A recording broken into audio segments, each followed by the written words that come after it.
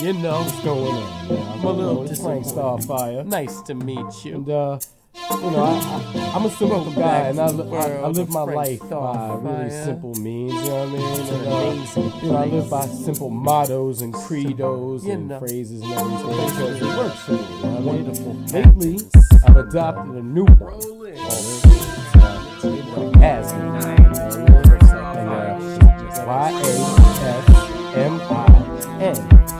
Yes, Now I see y'all ain't seeing me nothing. You know what I mean? Just think about it. Yasmin. Yes, y'all ain't seeing me nothing. Round of applause. You know what I mean? This young lady is an interesting case in character study. She and I became friends because she was the only other person I'd ever met in my life that read one fucking book called Superstitious by R.L. Stein. I have never met another human in the entirety of my life that has read that book. Very good book. Very good fucking book. I read it 3 times. You know what I'm saying? I didn't want to give it back. When at the school year, the lady was like, listen, you didn't borrow this book like 14 times. Just keep it. I might still have a copy You do have it. somewhere. I think I do. Somewhere. I don't know. But welcome. This young lady is she's an animal whisperer. Because I've watched her care for like 17 dogs at one time. I'm only slightly exaggerating. And cats. And, because of that, like, she's one of the most pure and genuine spirits I've ever met in my life. And I do appreciate her company as always. She's one of my best friends in the whole world. And yes, you're allowed to have more than one. That's for somebody. It's for somebody who's going to watch. But welcome, Autumn. How are you today, my lady? I am good and working on just a pure sense and will of caffeine right There you go. Listen, caffeine will take you places that some shit won't. I don't, it's a wonderful drug. Caffeine is actually really good for kids. It is really good for people who have ADHD because since it's such a stimulant, it actually slows them down. That just makes no sense. My cat decided to join the fucking party, and yeah, let me see that. I'm gonna beat the shit out of him because he's a fucking moron. We're having technical difficulties because my cat's an idiot. Yeah, continue. It's like really good for people who have ADHD, children who have this disorder, because like everybody knows, when you have ADHD, your mind is literally racing so fast, and you have all this anxiety, you have all these thoughts. Most of the time, people who have it, they fidget, they can't focus, and it's not because they don't want to. It's because they literally have so much on their mind. They cannot organize the thoughts inside of their heads, nor can they organize what they hear. So children have a really difficult time in school because they can only process one bit of information at a time between everything else. So they have a hard time focusing. Hold on. Let me stop you right there for a second. Because I don't know if I'm in the minority or majority on this one, but I don't believe ADHD really exists. I think it was something they created to sell pills. I believe the disorder exists to a certain extent. I don't believe that if you find a child who's sitting in a classroom and he won't sit still, that instantly he has it. Maybe you just need to go outside and play. Yeah. Get off the fucking screen. Yeah. Take your ass outside, run around, skin your knees. Yeah. You know what I mean? Most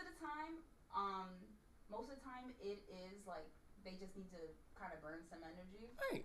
But also too, people who truly do have it, it's not just being hyperactive. Right. Most of the time, it's not even that at all.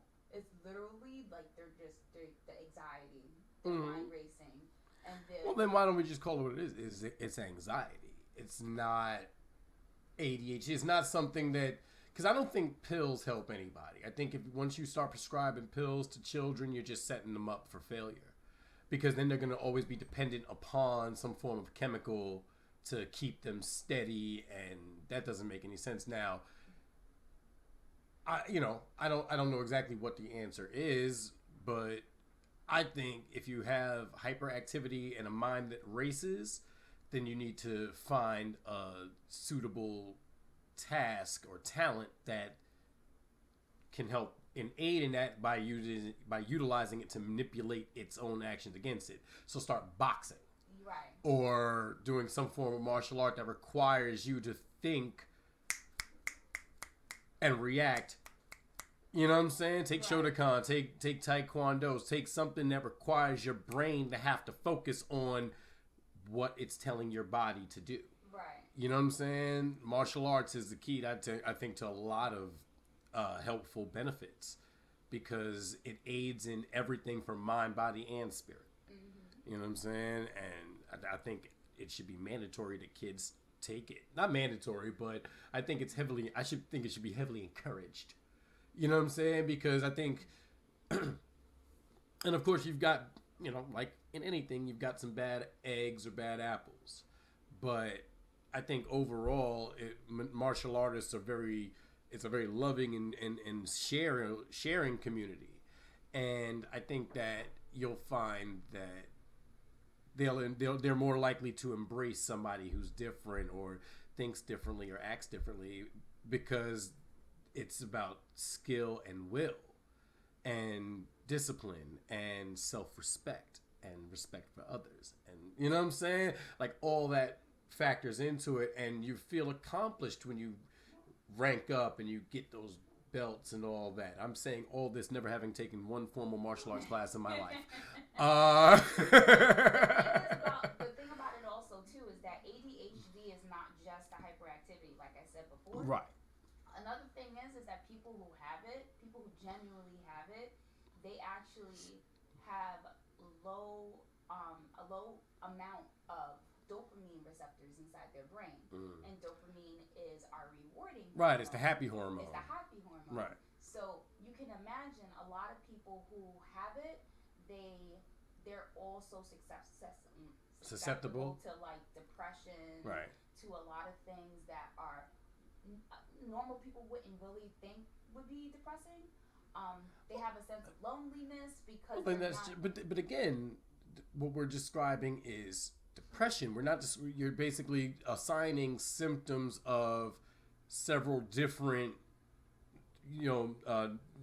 mental illnesses to one thing. And again, if it's depression, anxiety, hyperactivity, and all these things, again, it's not one, it can't just be the one thing. You're just basically saying, yeah, this is the catch-all for all of these things. You have ADHD because all these things are wrong with you. No, that just seems wrong to me. Well, you know what I'm saying? Like if you're depressed, you're depressed. I get that. If you have anxiety, I get that. Mm-hmm. If you have a excess of energy, I get that. But all of these things can be explained by external or internal factors. Yeah. So if you have hyperactivity, it's probably because you're sitting in front of a fucking screen all day and you're not going outside to play, so you're not burning off a lot of that excess energy. It could also be diet as well. Beyond, I didn't even get there. Hold on, we'll fuck that.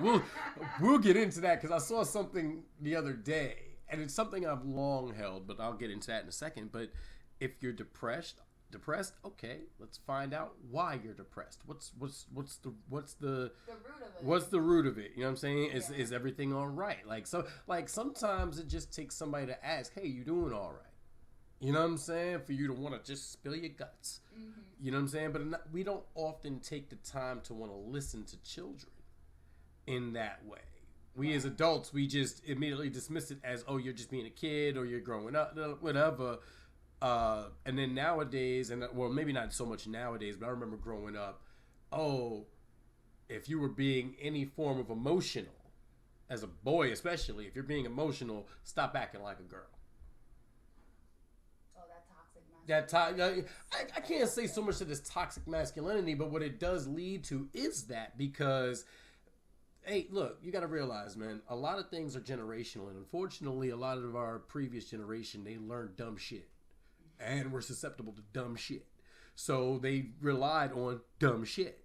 It's not until more recently that we've been able to expand the purview of things and really kind of focus on mental illness and see, hey, where does it spawn from? It starts in adolescence. It starts with you telling your son, hey, don't express emotions. That's for girls. Nah, man, fuck that. If something hurts you, cry. If you feel like you got to cry, cry. But then learn how to man up about it and stop crying. Exactly. You know what I'm saying?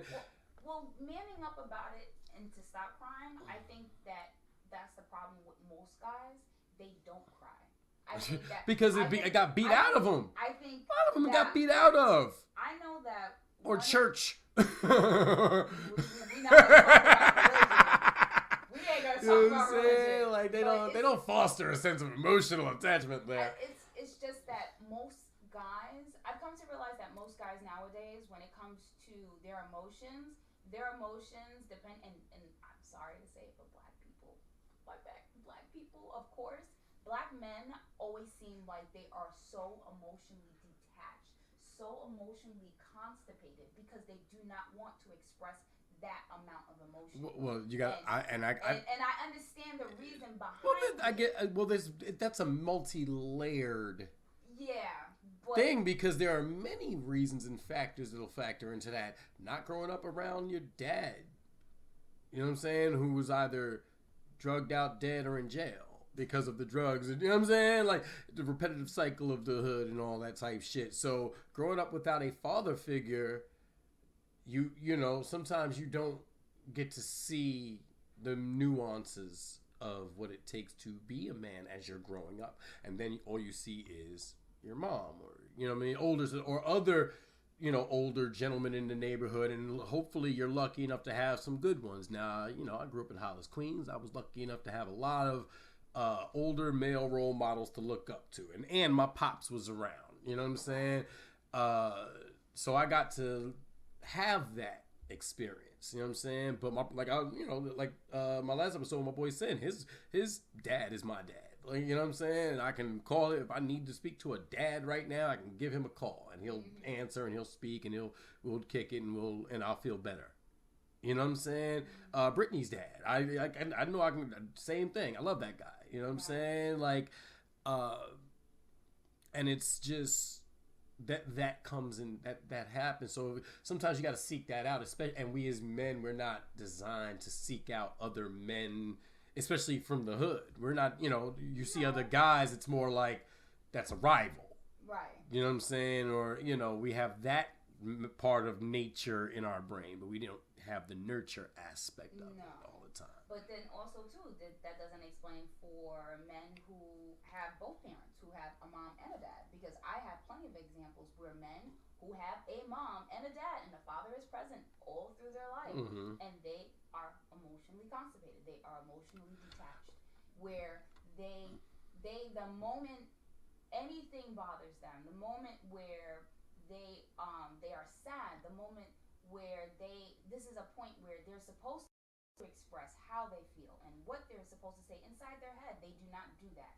Instead, they have very toxic behavior where instead of talking about it and saying, hey, this makes me feel uncomfortable or this makes me feel sad or whatever the case may be, they shut down, they're quiet, they're withdrawn, they put their energy into things that are not productive nor constructive. So for those men, what can you say? Because I can understand if you don't have a dad. Well, I completely understand. But then you got to look at the type of father you have. Was your father an emotional? Was your father one of those people that expressed his emotions? You know what I'm saying? And you'll find more often than not, no. But that's what. But you know, it also. I think having. I think that comes out a lot when you have only child. Like if you're an only child. No, because I've seen it with people who have. Yeah, because I mean, like I think about my nephew. You know what I'm saying? He knows his pops. Pops wasn't always around, but I think about my nephew, and he's fairly even keeled when it comes to expressing his emotions. You know what I'm saying? But again, hey, you know, so am I. So I guess my family is the, you know, the difference. But I think that maybe not so much the difference because again, we damn sure got told, you know, you're crying, don't act like a girl type shit. We got that, but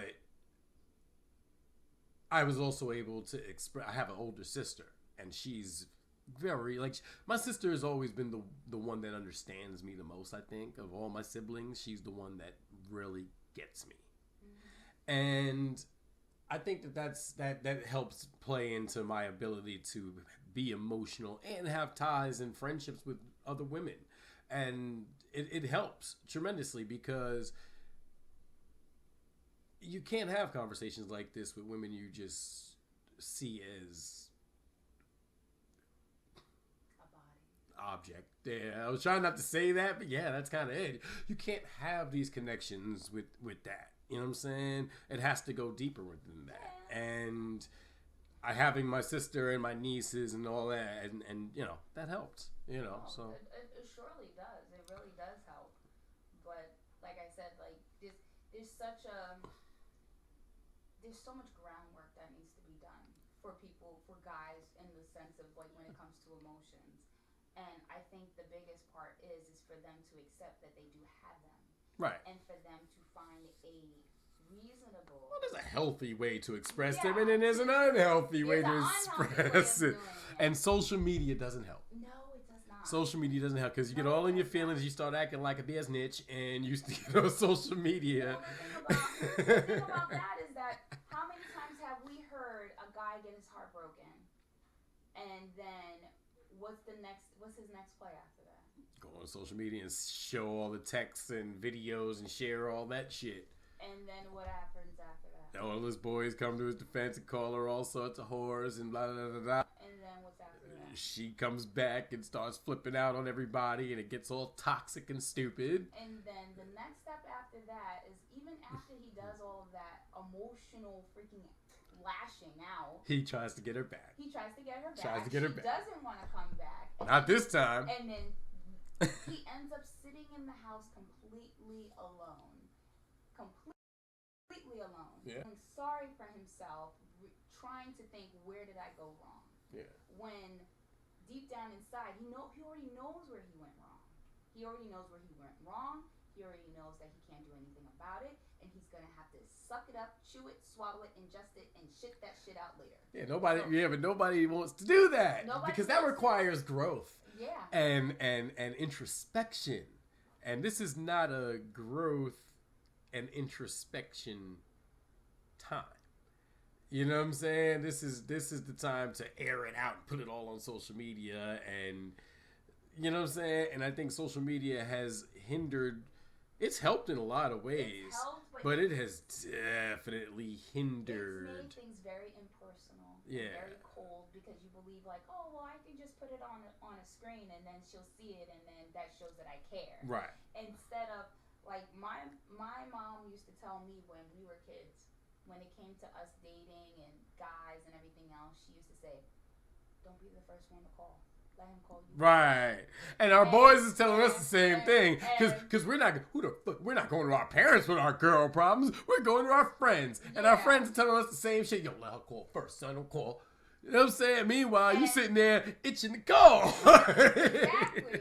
So that's the biggest thing right there. Is that the reason why our mother is telling us not to call is because you don't want to look desperate, nor do you want to look like you clingy. We can even simplify it. We can simplify it from there. You don't want to give up the power. Yeah. You know what I'm saying? But we're going to take a quick pause real quick because I need to adjust something because this is not working for me. And we are back on the Just to Be Frank podcast. We have to take a little pause to the cause real quick, but we were saying, in essence, our friends are telling us the same thing your mom was telling you. You basically don't want to give up the power in the negotiating, I guess you'd call it, because it's kind of what it is. If we're being honest, it's kind of a negotiation, isn't it? It's. I'm trying to convince you to come back, and you're trying to convince me to stop being an asshole, or whatever the case may be. Whatever the issue is. Well, you know what it is? This is what I find interesting. So, and you already know my story or my story. Yeah. Oh, sure. Yeah, I'm still blamed for most of them. Sure. Oh I'm still blamed for most of them motherfuckers. I'm still blamed. Yo, I am blamed. Her ex-boyfriends blame me for ruining their relationship. Me, meanwhile, I've never dated her. You know what I'm saying? So what the fuck? If I'm going to ruin your relationship, and believe me, it's not beneath me to do so. I'm a villain. I don't give a fuck. Fuck you guys. But but if it's honestly like, think about it. Let's be logical about this here. I'm being facetious, by the way. I'm being facetious, but no, seriously. Let's be honest here. If I'm not getting anything out of it, why would I do it? You know what I'm saying? There's no benefit to you. There's no benefit to me. Like, when you're looking at any detective worth his salt, that's the first thing they're looking for in any crime. Who benefits? Mm-hmm. I don't benefit. I got a friend. I'm good. Like, what the fuck is wrong with y'all, man? Stop blaming me for your problems, motherfuckers. But yeah, anyway. Well, the thing about it is that, like,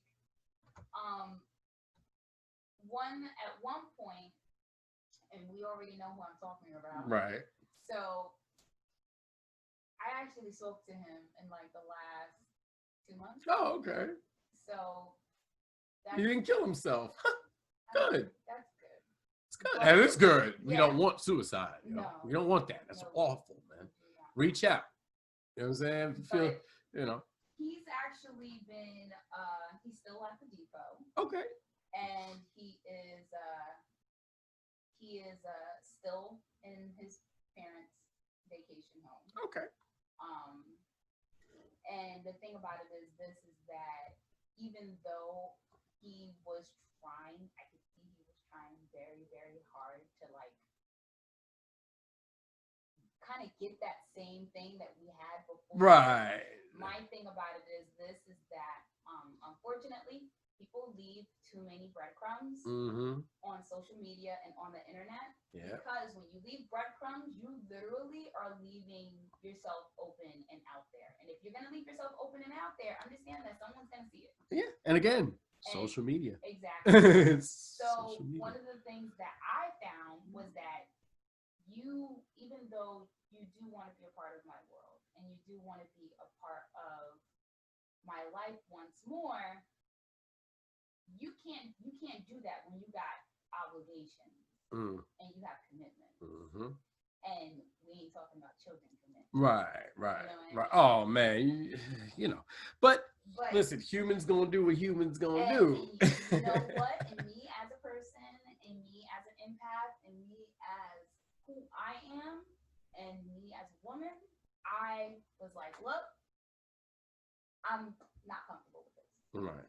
And there's nothing wrong with me saying that because I already know where I've been and how long it took me to get out of it and all the turmoil and everything that came with it to get out of it. So I sat there and I was like, why would I go back? Right. You know, unless there's some type of change, there's something that's going to say it's worth it in the end. What's it going to benefit me to go back? Right. Why would I? Right. And that's the thing. Again, who benefits? Who benefits?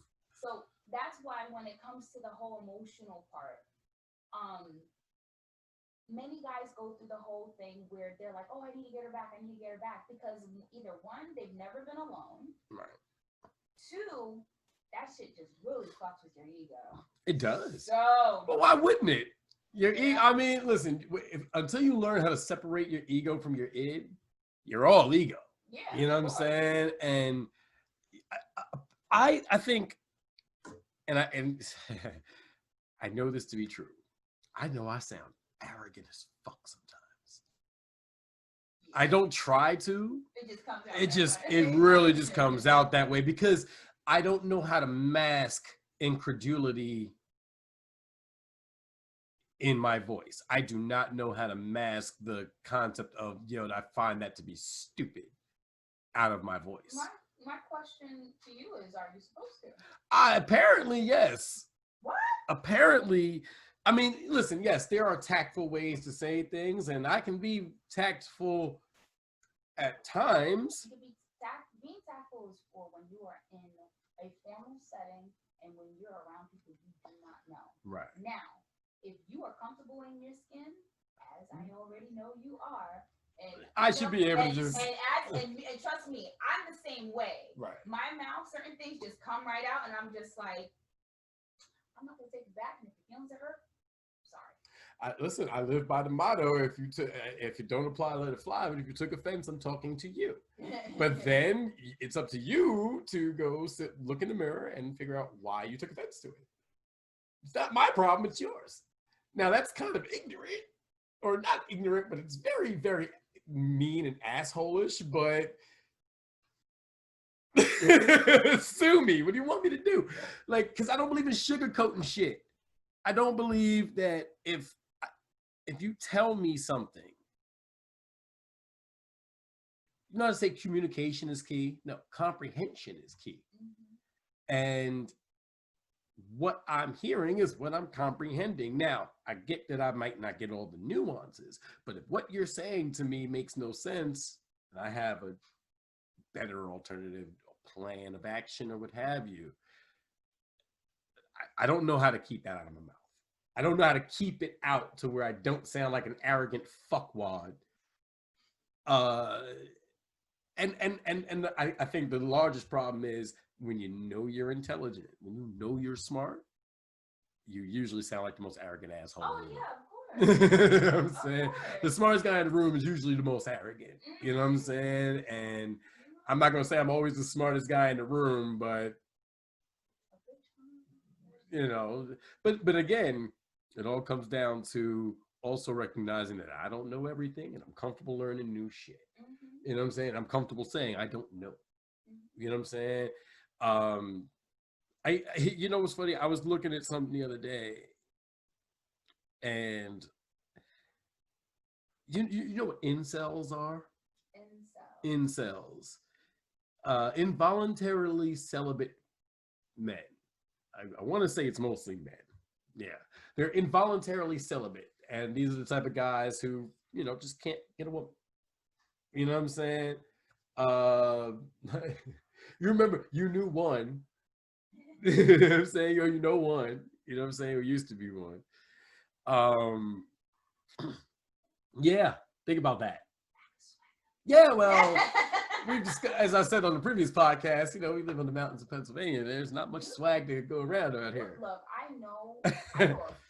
Listen, like I said, I know a few cats. I know a few people, and I sat there to myself, like one time, one of the guys I knew, he told me, and I sat there and I looked at him. I said, "How old are you?" And he was like, "Oh, I'm like 25." I'm like, "Bruh, are you serious? You're 25. You have no girlfriend, and you?" He's like, "Oh, I do like a girl," and I'm like, "Okay, so, oh, but she's a lesbian." Well, then you could be friends with her, but that's about all you got, buddy.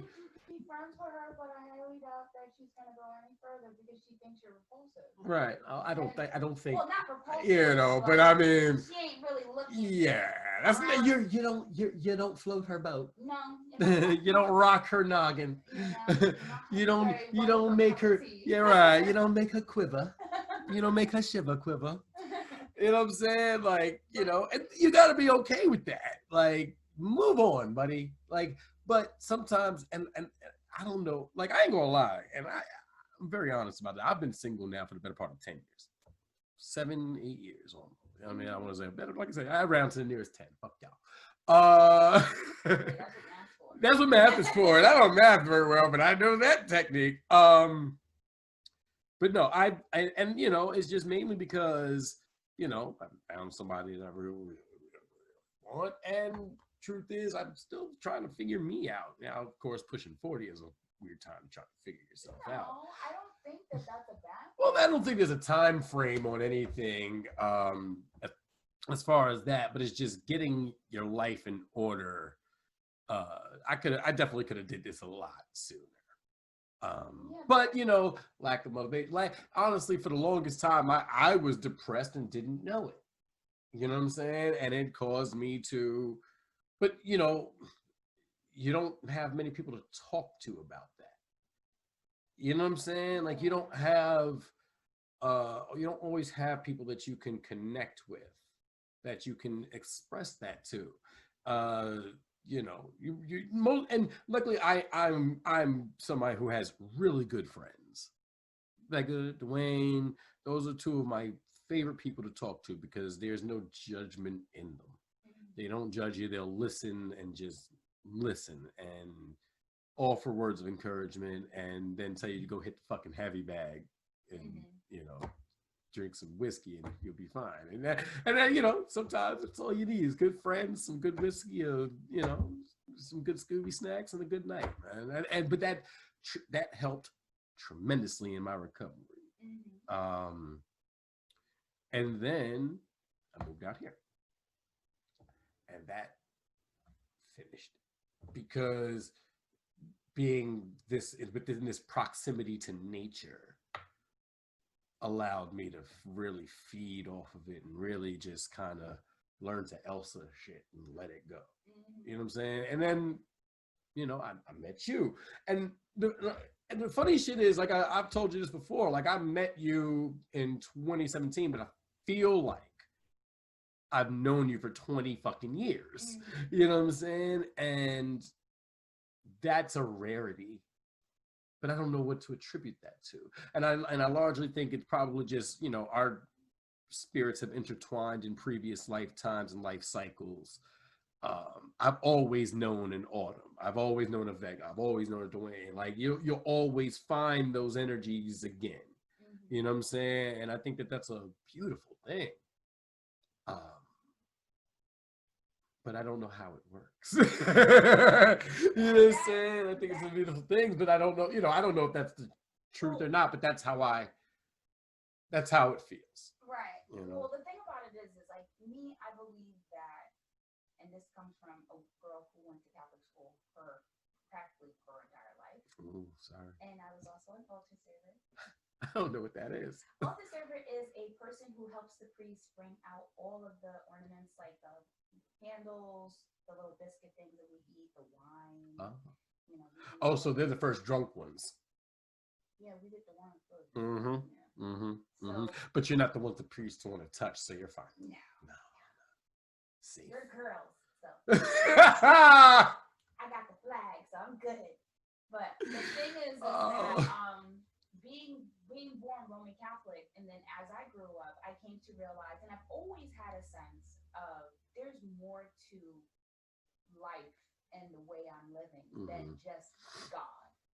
And this supposed deity that sits above in the clouds that says, you're wrong, you're right, you're right, you're wrong, you're wrong, you're right, and you can go to hell.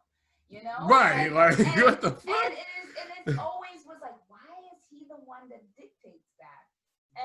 But then as time went on, I realized, I said, no, there's got to be something else. And when I realized that... Are you an atheist? No, I'm not an atheist. I consider myself spiritual, but I believe in the law of attraction, and I believe in the energy of the universe. I believe that, like, when my kids tell me, like, their grandmother just passed away. Oh, and my condolences. They were extremely sad, and we already know how my oldest son is. Yeah. And he's just an emotional wreck. Yeah. And the little one he took it really hard as well. Right. And I said, you have to also realize that we as people, yes, we do a lot of stuff in our life. But what determines when we die is when we served our purpose. Right. And when it is time for us to go, because our bodies eventually get tired. Right. This vessel it's on a battery from the moment you come out to the moment it ends. It's on a battery. Exactly. And its countdown clock is going, and you don't know when it's up, but I think the ultimate goal should be enjoy every minute of it that you can. Exactly. And I explained to them, because their grandmother was sick, I said, you have to look at it like this. She fought and she fought and she fought and she fought and she fought. Not because she was fighting because she wanted to live. She was fighting because she didn't want to leave the people behind. Right. I said, but after a certain amount of time, fighting is just too much. You're tired. Right. And you just want to rest. Right. I said her body got tired. Right. And after that, that's the only way where her energy can be released. Right. I said, because if you realize our souls, what makes us us, isn't really the neurons that sit inside our head. No, that's just what connects it to That's the what tissue. connects it. We are bodies of energy, and that when we die, we are released, and that afterwards we either transform into something else, or we are reborn to do the process again. Right. Now, I told them, I said, each time you think that your grandmother's gone, I said, don't think that she's gone, because she's not gone. Right. She's definitely That not energy is imprinted on you, young fella. Like, exactly. So energy doesn't die. So what happens to energy? It changes. right. It can transfer, but it cannot die. It cannot die. And divine energy, what the soul is, forget about it. Exactly. If you could harness that, you could run the planet forever. Mm-hmm. A lot of people are soulless cretins. That's why the planet's dying. Yes. But that's the whole point. And I think what happens is people forget that. I think people get so stuck in like religion, and they forget that religion was just back then. Right. You know, back before Jesus, back before anything. They were just trying to explain how things work. Right. Because they didn't know how it worked. Right. So they said, oh, well, this is how it works. We're going to make up, it's just little tidbits of stories of how to basically live your life and, you know, how stuff works. But now as we got our, you know, we've gotten older. And listen, most people know me as somebody who does not, I don't embrace the Bible, I don't embrace religion, but I recognize that in that book, there are a lot of parables and psalms and there's lessons in that book. Mm-hmm. It's not all fantastical mythology. There are some great teachings and things, you know what I'm saying, that come from the Bible, but there are also some great teachings that come from the Quran and the Torah and ancient Sumer and ancient Kemet and Buddhism, and like everybody has wisdom and knowledge, whether it be of creation or what have you. There's knowledge in everything. There's wisdom in all of these things. And when taken for that, as just that from the wisdom aspect, it's a wonderful thing. But when you start to get fantastical about certain things, that's, you know, and I guess I can understand, you know, because I can get it, but I can also say, all right, hey, you know, many things, I can do a lot of things, but I can't turn water to wine and feed millions of people with some loaves and fishes. I don't have those abilities. That's fantastical. You know what I'm saying? That's magic. You know what I'm saying? For people who don't believe in magic, that's fucking magic. But I can understand that there are a lot of great lessons from that book and accept those. And people say, well, how can you accept one and not take it? Because it should be it's a book for study. It's not a book for living your entire life by. You know what I'm saying? Because honestly, if you did that, you every waking moment of every day, especially in this life, in this century, in this time period, you're sinning no matter what you do. Like they literally say you're born into sin. And I think that is the most evil thing to tell somebody. Which my whole thing is like in the Catholic in Catholic teachings, they said when before a child is 12, whatever he does, any wrongdoings he does, is not his sin, but the sin of his parents. Which is stupid. And I'm like, so you're basically saying that any kid, whatever bad thing he does, his parents are to blame. His parents automatically, those are their sins. Nah, fuck. And I'm like, now if he decides to go on a murdering rampage and he starts slaughtering people and killing cats, dogs, and birds and everything else, I ain't got no smoke with that. That has nothing to do with me. You're saying that at the age of 10, he do all of that. That's not his fault. That's his parents. No. That sounds like malarkey. But that's what the Bible tells us. Right. That's what it's taught to us. And a lot of and look, when I was a kid, I believed it. I was like, oh, if I do this, I don't gotta worry about it. I got until I'm 12 years old before, you know, all my stuff. You know what? I remember going to church and going to Bible camp and all that, but I never believed any of it. Like I remember sitting there listening to these things, and I'm just sitting there in my mind, in my childlike mind. I'm like, yeah, but that doesn't make any sense. No, no, no, no. Wait, what? No, huh? Man came before women? No, that doesn't make sense. No, Like just it was the things you hear, and it's just like, no, I don't know if I can agree with that, but okay, all right, cool, hey man, but good shit. You know what I'm saying?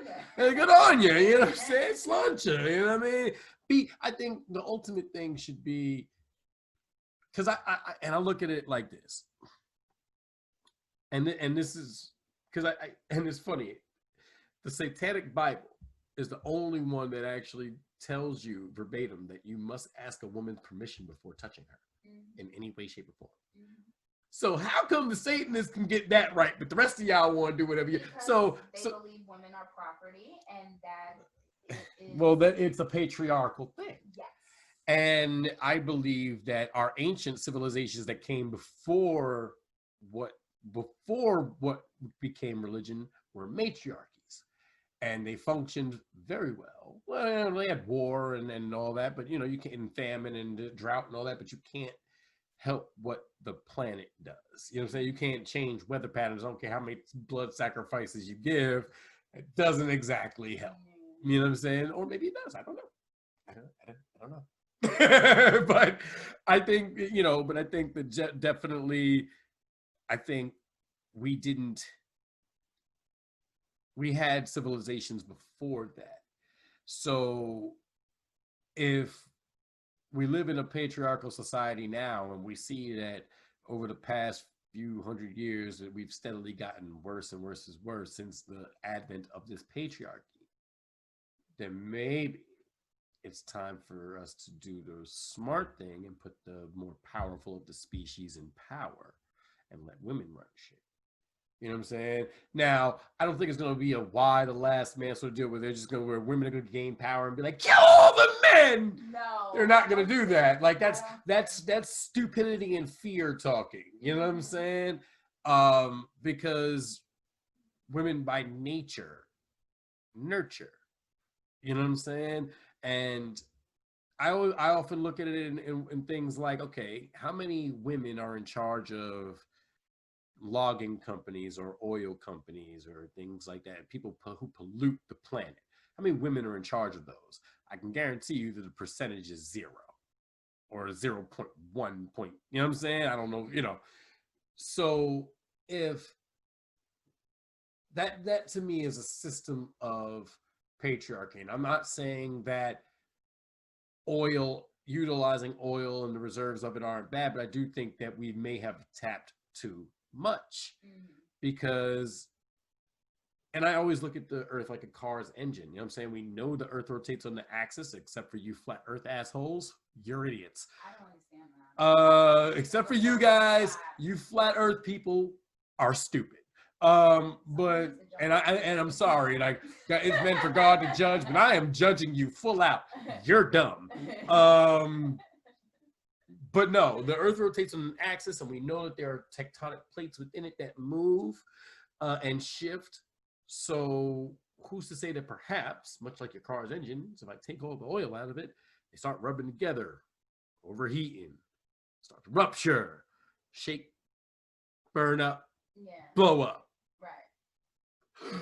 What's the planet doing right now? You know what I'm saying? And I'm not saying that wildfire, like, and again, I forget what tribe it is, but they used to do controlled burns. Well, Native Americans, right, they would do that to make sure that the renewal would happen, because fires naturally happen. Look, anybody blaming the government for wildfires, you're wrong. Wildfires are always going to happen. You know what I'm saying? It's how nature works. What the problem comes in is when we intervene. When not so much when we intervene, but when we take away everything that and stop them from doing the controlled burns, stop make it illegal for them to do the controlled burns that they need in order to. Right. Well, that's the funny thing. California, this is the crazy part. California had it where one of the tribes in one of the Native American tribes in California was doing that. Right. They were actually doing controlled burns. Right. And the government came and said, "Hey, you guys can't do that." And they're like, "Hey, you don't understand. We have to do We it. have to do it because we have to allow new life to begin and let old life go." Right. And they were like, "No, no, no, no, no, you can't do that." Blah blah blah. That's ruining the. Oh, no, you shouldn't do that, because in their mind they're like, "Why are they burning stuff?" Because it's necessary. It's a necessary thing that needs to happen. So they already knew about it. And now with all the wildfires that happen on the West Coast, now they're sitting there saying, "Oh, well, maybe they were right. Maybe they were right. Maybe they were right." Because now you have a comparison between before, when there was a minimum of wildfires that occurred because the tribes were actually just going out there. They would burn stuff. They let the fire die down. Right. This also allows any plant that was diseased, any plant that had any type of infestations, the Asian longhorn beetle and all. It basically kept the balance. Right. And now they're saying, "Oh, well, no, don't burn anything." Now you have all this abundance of not only healthy, but you have sickly plants. And that's what's gonna catch. And then you're building homes out there more and more, and then you're cutting down trees that need to be burned, and it's a thing. All out of balance. It's out of balance. And we'll continue on with our balance talk. We're gonna go away for one moment. We'll be right back on the Just to Be Frank podcast. Again, I'm with Autumn. Give me a second. We'll be right back. Hey, what up, y'all? We are back on the Just to Be Frank podcast. I'm back with my guest, Autumn, and we were talking about balance. I think balance is key to everything. Oh, yeah. You know what I'm saying? But this goes full circle back to martial arts, because if you're a martial artist, chances are you're going to have great balance. You know what I'm saying? Or dance, ballet, gymnastics, acrobat, like. I don't see a lot. Well, all right, over in recent years, because of the popularity of like Simone Biles and them, gymnastics has blown up. Oh, yes. Avant-garde sports, like your dad, he's a competitive bodybuilder. You know what I'm saying? Like these avant-garde sports are very. They're not new, but it's an amazing thing to see. We were talking about the NBA season on the last episode. I know you don't watch basketball. You watch anime. She watch anime. I watch anime, and like I actually, for the first time, I've been watching Lucifer, and I'm like, that's my shit. And I was dope like, show. I was like, dope show. I love him. Yeah, man. Skinny, bony body. Yeah. Like, I love it. And he's canon into the DC universe. You know what I'm saying? That's fine too. Constantine. He's right up there with Constantine. You know what I'm saying? And Constantine is one of my favorite. Hellblazer was actually a really, really great comic.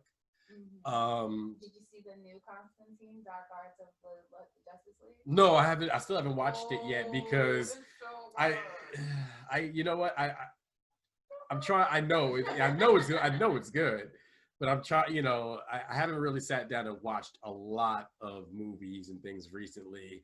Honestly, I've been watching a lot of the classic films that I really, really love lately. Me and Brittany, Death Becomes Her. Oh wow! Is on it that's my joint. The First Wives Club, Wow. Hocus Pocus, like you know what I'm saying, like. Because of Halloween. Well, Hocus Pocus, I'll watch any fucking time of the year because yeah. that was when I was a kid. Well, I ain't gonna lie, when I was a kid, I didn't realize how weird and racy it was. Like Thora Birch is talking about weird things as a kid. You gotta realize, like they put so many freaking like little adult. Right, it was such adult humor that I didn't get as a kid. That now they put it in, and you're like, oh, that's funny, kind of. Whatever. And now, you're like, oh my God, she said what? Holy shit! Oh, yeah. Like, you know what I'm saying? And then, but I've been watching a lot of those lately. And then my favorite show is finally about to go off the air. It was shut down due to quarantine. so they couldn't film the final few episodes, but they finally filmed them. They're releasing them, and You talking about Supernatural? I am talking about Supernatural, and Sam and Dean are my boys, man. Jensen Ackles and Jared Padalecki and Misha Collins, and Misha's awesome. those are some of my favorite celebrities, I guess you'd call them. You know what I'm saying? But I like that show has, and I guess, I've known them for 15 years as those characters. You know what I'm saying? But the people who play them, you get to know them through the conventions and just online and, interviews and all that. But and I don't know if it's an act, maybe they are really, really, really good actors.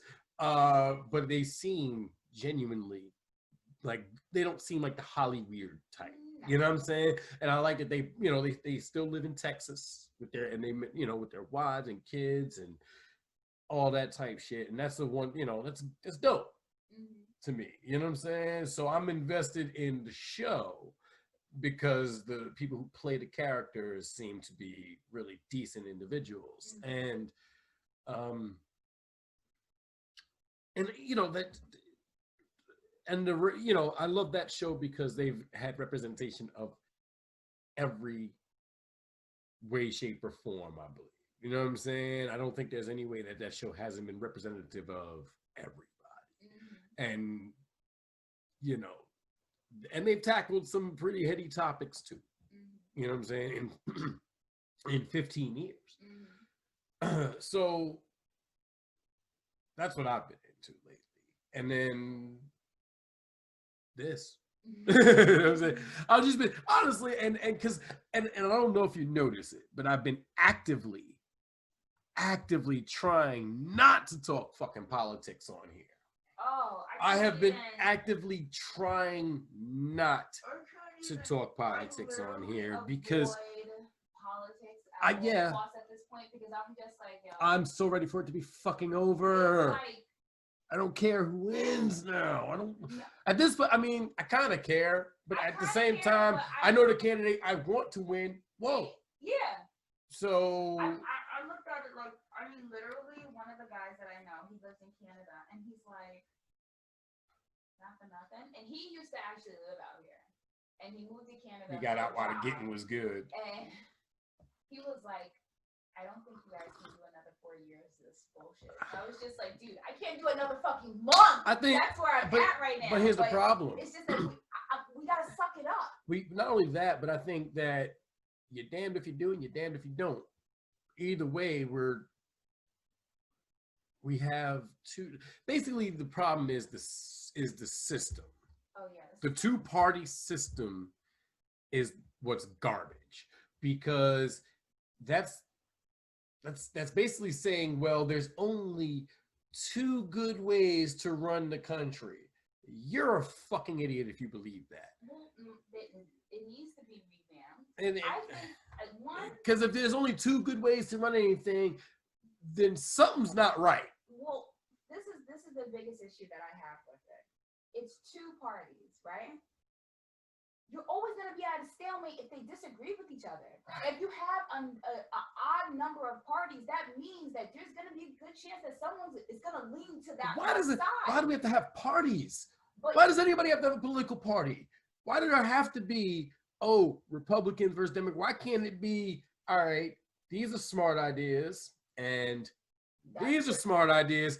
Those have some flaws. Those have some flaws. All right.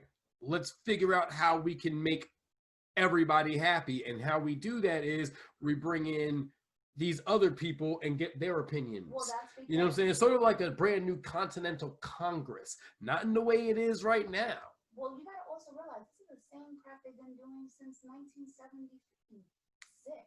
1776? 1776? You said 1976. I was there, huh? The coffee must be going. Yeah. But that's my whole point. We've been doing this for so long. Maybe it's time for us to revamp. Listen, I said the same thing. Like, perhaps maybe it's time to update the document that was written by feather, by candlelight. Maybe it's time to just update the motherfucker. because throw that sucker out and let's just go over it with like fine tooth comb. Yeah, like let's get rid of the 3/5 compromise completely.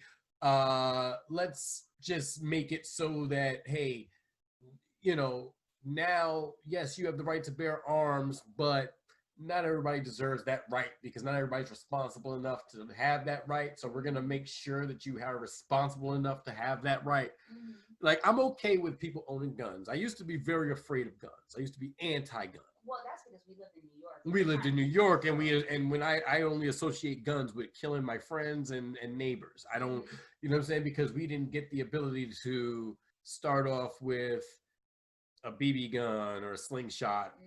Learn how to use that, and then you get a new gun every time you master the next one, or learn how to really use it up until you get your first real rifle, and then you know what I'm saying, like, but you learn responsibility, you learn the dangers of a gun, because shit, getting hit with a BB fucking hurts. Imagine what a bullet will do to you.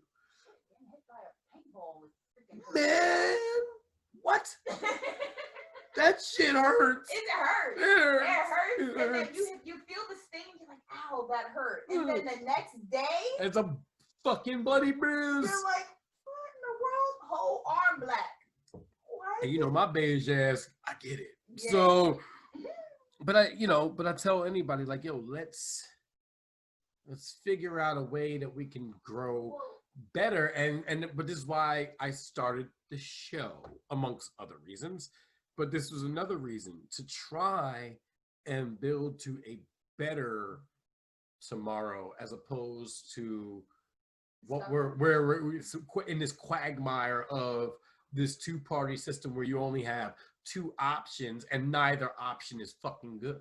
And yes, there is a third option, Joe Jorgensen 2020. There is a third option, but she doesn't get any press.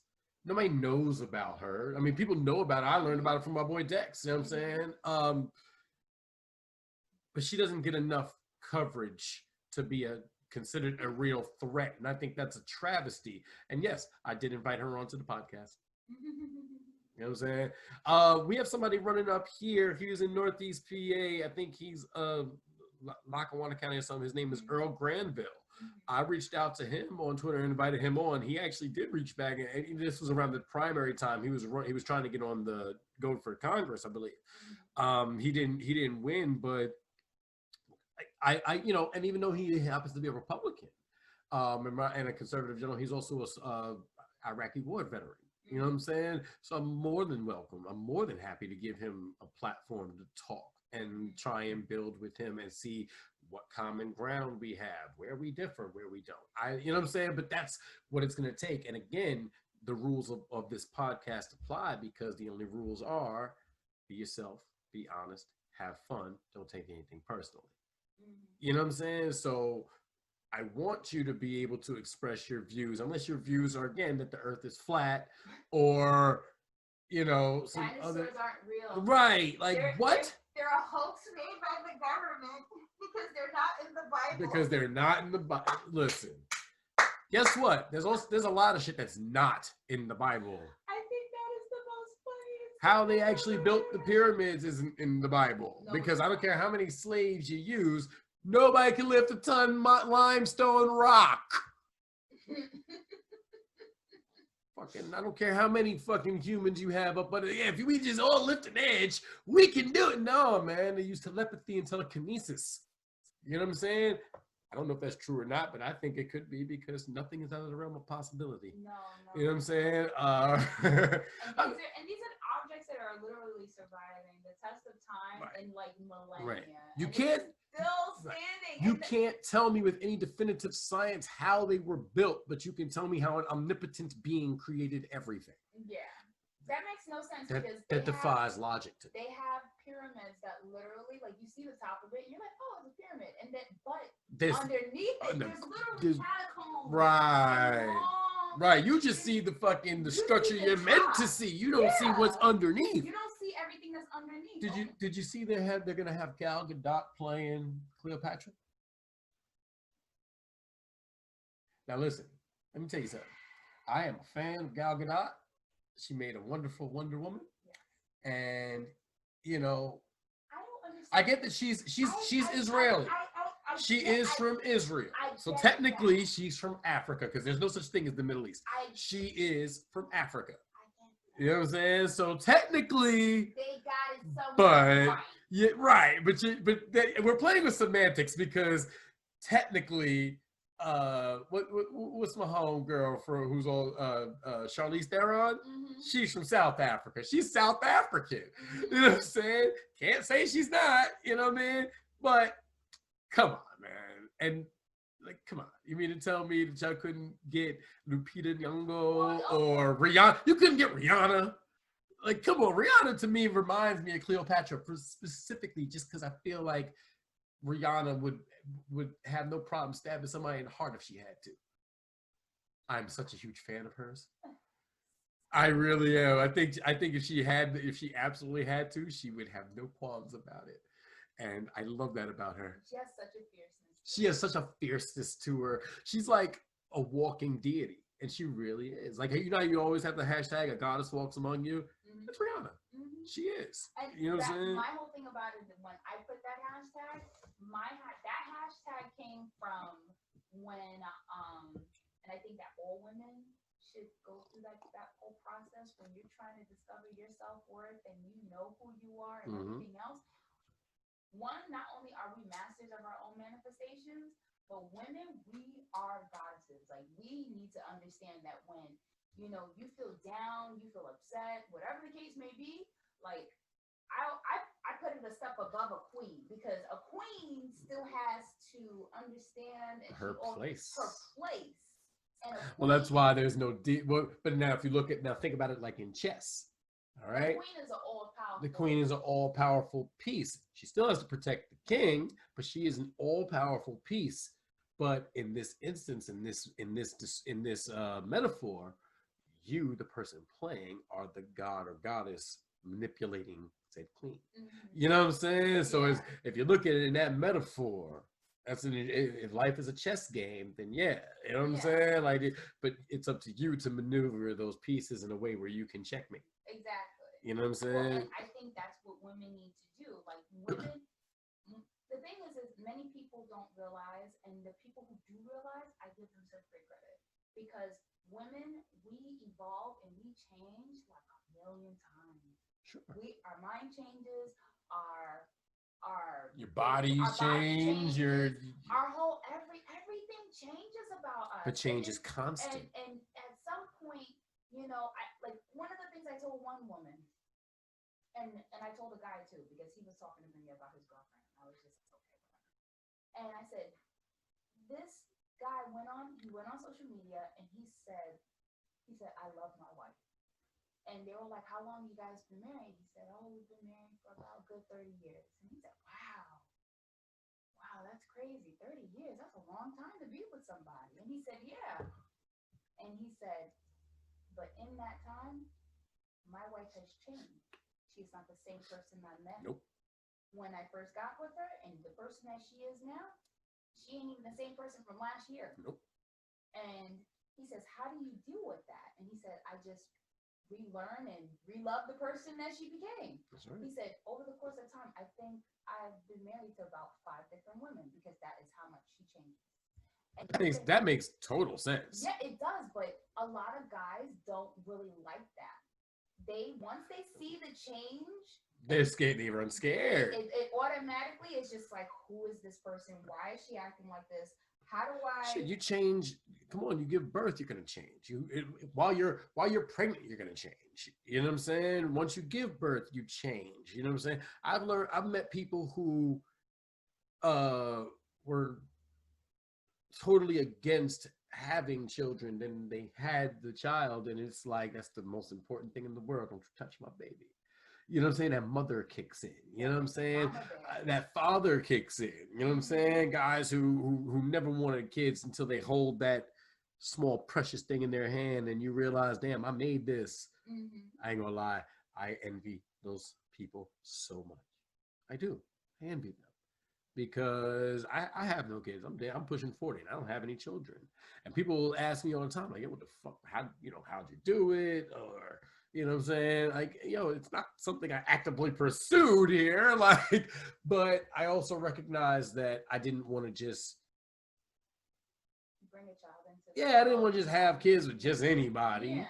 Yeah. And there were the relationships I've been in, each one of those women, they all could have been the mom, and I'd have been completely happy. For life, because I'm that guy. I'm not going anywhere. You're not getting rid of me. No, you're stuck with me, and I changed too. You know what I'm saying? But I believe in mating for life type shit. Like, I don't want to do that. What I always sought out to be, I didn't want to be anybody's baby daddy. I don't want that title. Like, I want to be a father.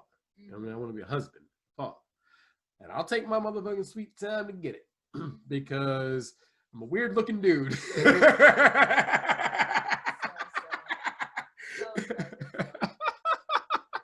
And I have weird opinions about things, and I am a fan of comic books, I think, and cartoons. Did you see Animaniacs is coming to Hulu?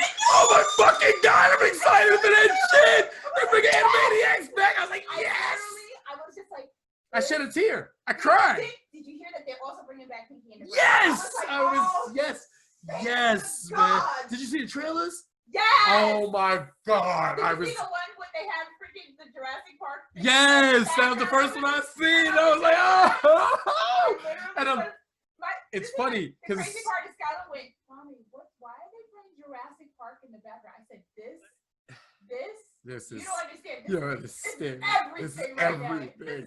And I'm sitting there, and as soon as I saw it, they didn't even show Yakko Wacko and Dot yet. As soon as I saw the animation style, I knew what it was. And I shed a tear. I can't lie to you. That shit made me so happy. I was so happy and then he was like, oh, and we're bringing back Pinky and the Brain. He said, Pinky and the Brain? And I was just like, yeah. I hope you want an ugly cry. You know what I'm saying? Like, yeah. I can't lie. The only thing that they could announce that would give me such joy, because they brought back DuckTales, and I enjoy it. I actually like the new DuckTales. They changed the art, but they changed it. I ain't gonna lie, they changed it for the better, and I like how they've updated the abilities of everybody, and I also like how they made Webigail an ill-ass girl now, and Mrs. Beasley is ill, like, you know what I'm saying? And I think they did it really, really well. They made Gizmo Duck canon, but they made it so that Darkwing Duck is actually a cartoon within a cartoon, so that's kind of dope. But the only thing they could really do that would make me like really cream my jeans. If you say what I think you're gonna say. Oh no, well, I mean, if they bring back Gargoyles, I'd love that. But if they brought back Batman the Animated Series, I would love that. Oh my god, I'd cream my jeans for that. Yeah. Like Batman the Animated Series, like people don't realize how much Kevin Conroy has contributed to DC. Kevin Conroy is the Wayne's voice. He is Batman. He is, but when I read a Batman comic book, I hear his voice. When I read, if it's the Joker, it's Mark Hamill. When I hear Arlene Sorkin is Harley Quinn forever for me. Mm-hmm. But you know what? I can't lie. The woman who does Harley Quinn now on the cartoon, Kaylee Cuoco. Yeah. Oh, I love it. I love her. I did love. I can't think. The other young lady from The Big Bang Theory who did her voice in the Batman in Harley Quinn joint, which was technically Batman the Animated Series, but played for comedy.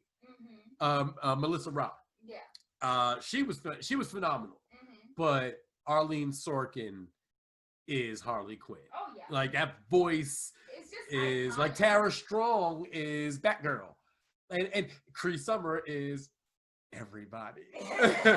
You know what I'm saying? Like Cree Summer is everybody, man. Surprisingly, when it comes to like the animated series and even going as far into like the DC universe, like I always look for who's doing the voices. And the moment I hear it's like it's a new voice actor that they're trying out, I'm like, they have to stand up to this. They have to stand up to this. Which is unfair because every voice is different. And I'll give you the perfect example. Peter Weller did the voice for Batman in the Batman The Dark Knight Returns cartoon. And it was phenomenal. Mhm. I couldn't help thinking of him as RoboCop sometime, but I felt like that was a great way to go because his voice fit the writing style of Frank Miller, and you know what I'm saying. I felt like that was a good choice. Kevin Conroy would have done it phenomenally, I'm sure, but Peter Weller did well. No, He did it very well. I get that, but when it comes to like Batman, like don't get me wrong, we grew up with Batman animated series, And that was Kevin Conroy Conroy, and Adam West, man. all the way into Justice League Unlimited. Right. But all that came from Batman the Animated Series. Without Batman the Animated Series, you'd have never had Batman Beyond. You wouldn't have had Justice League Unlimited. You wouldn't have these great movies that Superman and Batman. right. You wouldn't have Superman the Animated Series. And Tim Daly was the voice and Tim Daly is another phenomenal voice. You know who else is a great voice actor? Will Friedle. Will Friedle, man. He's the voice of Terry McGinnis, and was he also the voice of Lionel from Thundercats 2011? I know it. Which I preferred to this new shit they put out. Oh my god! But I did because the original Teen Titans cartoon was fucking dope. But no, he was the voice of Ron Stoppable on Kim Possible. Yes, I don't give a fuck. Kim Possible, Jade, and Babs Bunny. I'll put them against anybody in any universe, and I think they'll mop the floor with them. You know? I think those three. Babs Bunny alone, and giving them Dot. Dot. There's the all-female squad. You get Dot, Babs Bunny, Jade from Jackie Chan Adventures, and Kim Possible. I think they'll take down and the Powerpuff Girls. I think they'll take down anybody, yo. Oh yeah. I think they'll take down anybody. The thing about this is that I love cartoons. I'm a huge I love cartoons. I'll sit and watch cartoons all day. Right. But the way they did Thundercats, the way they did it, and how they canceled it, and how they kind of just, I was like, what? Right. What are y'all doing? This ain't Thundercats. What y'all doing? First of all, don't get me wrong. The original Thundercats is a classic. Yeah, no, you can't go wrong with that. It's always gonna be great. Yep. And it's corny as hell. How? It's corny. I mean, it's not so much as corny. No. The original Thundercats was dope. It was it was more, I ain't gonna lie, it was kind of risque now that I think back on it. Yeah, but when you really think about as far as like how, it was a little corny. It was the 80s. I know. Of course it was corny. Everything from the 80s is corny. Well, there was a lot of cocaine. Well, there's a lot of cocaine. About their coke habit for the cartoons they produced back then and their psychedelic appearance. I mean, but it was right for the 80s. You gotta think about it. They had to hook little kids and sell toys. Because all cartoons are really derived to sell toys. No, that was their original intent, to sell these action figures. Exactly. But the thing about it is this, they still stuck with that same thing because Hasbro sat there and when they put out the new Thundercats, and I was excited for it because I was like, I want to know how they're going to do this. And they did it so fucking well because they basically they updated it. They gave it depth. Right. They basically made it like they moved through time to where Lionel from that 80s one was the fucking king. He had ascended the throne. He lived a long, long time.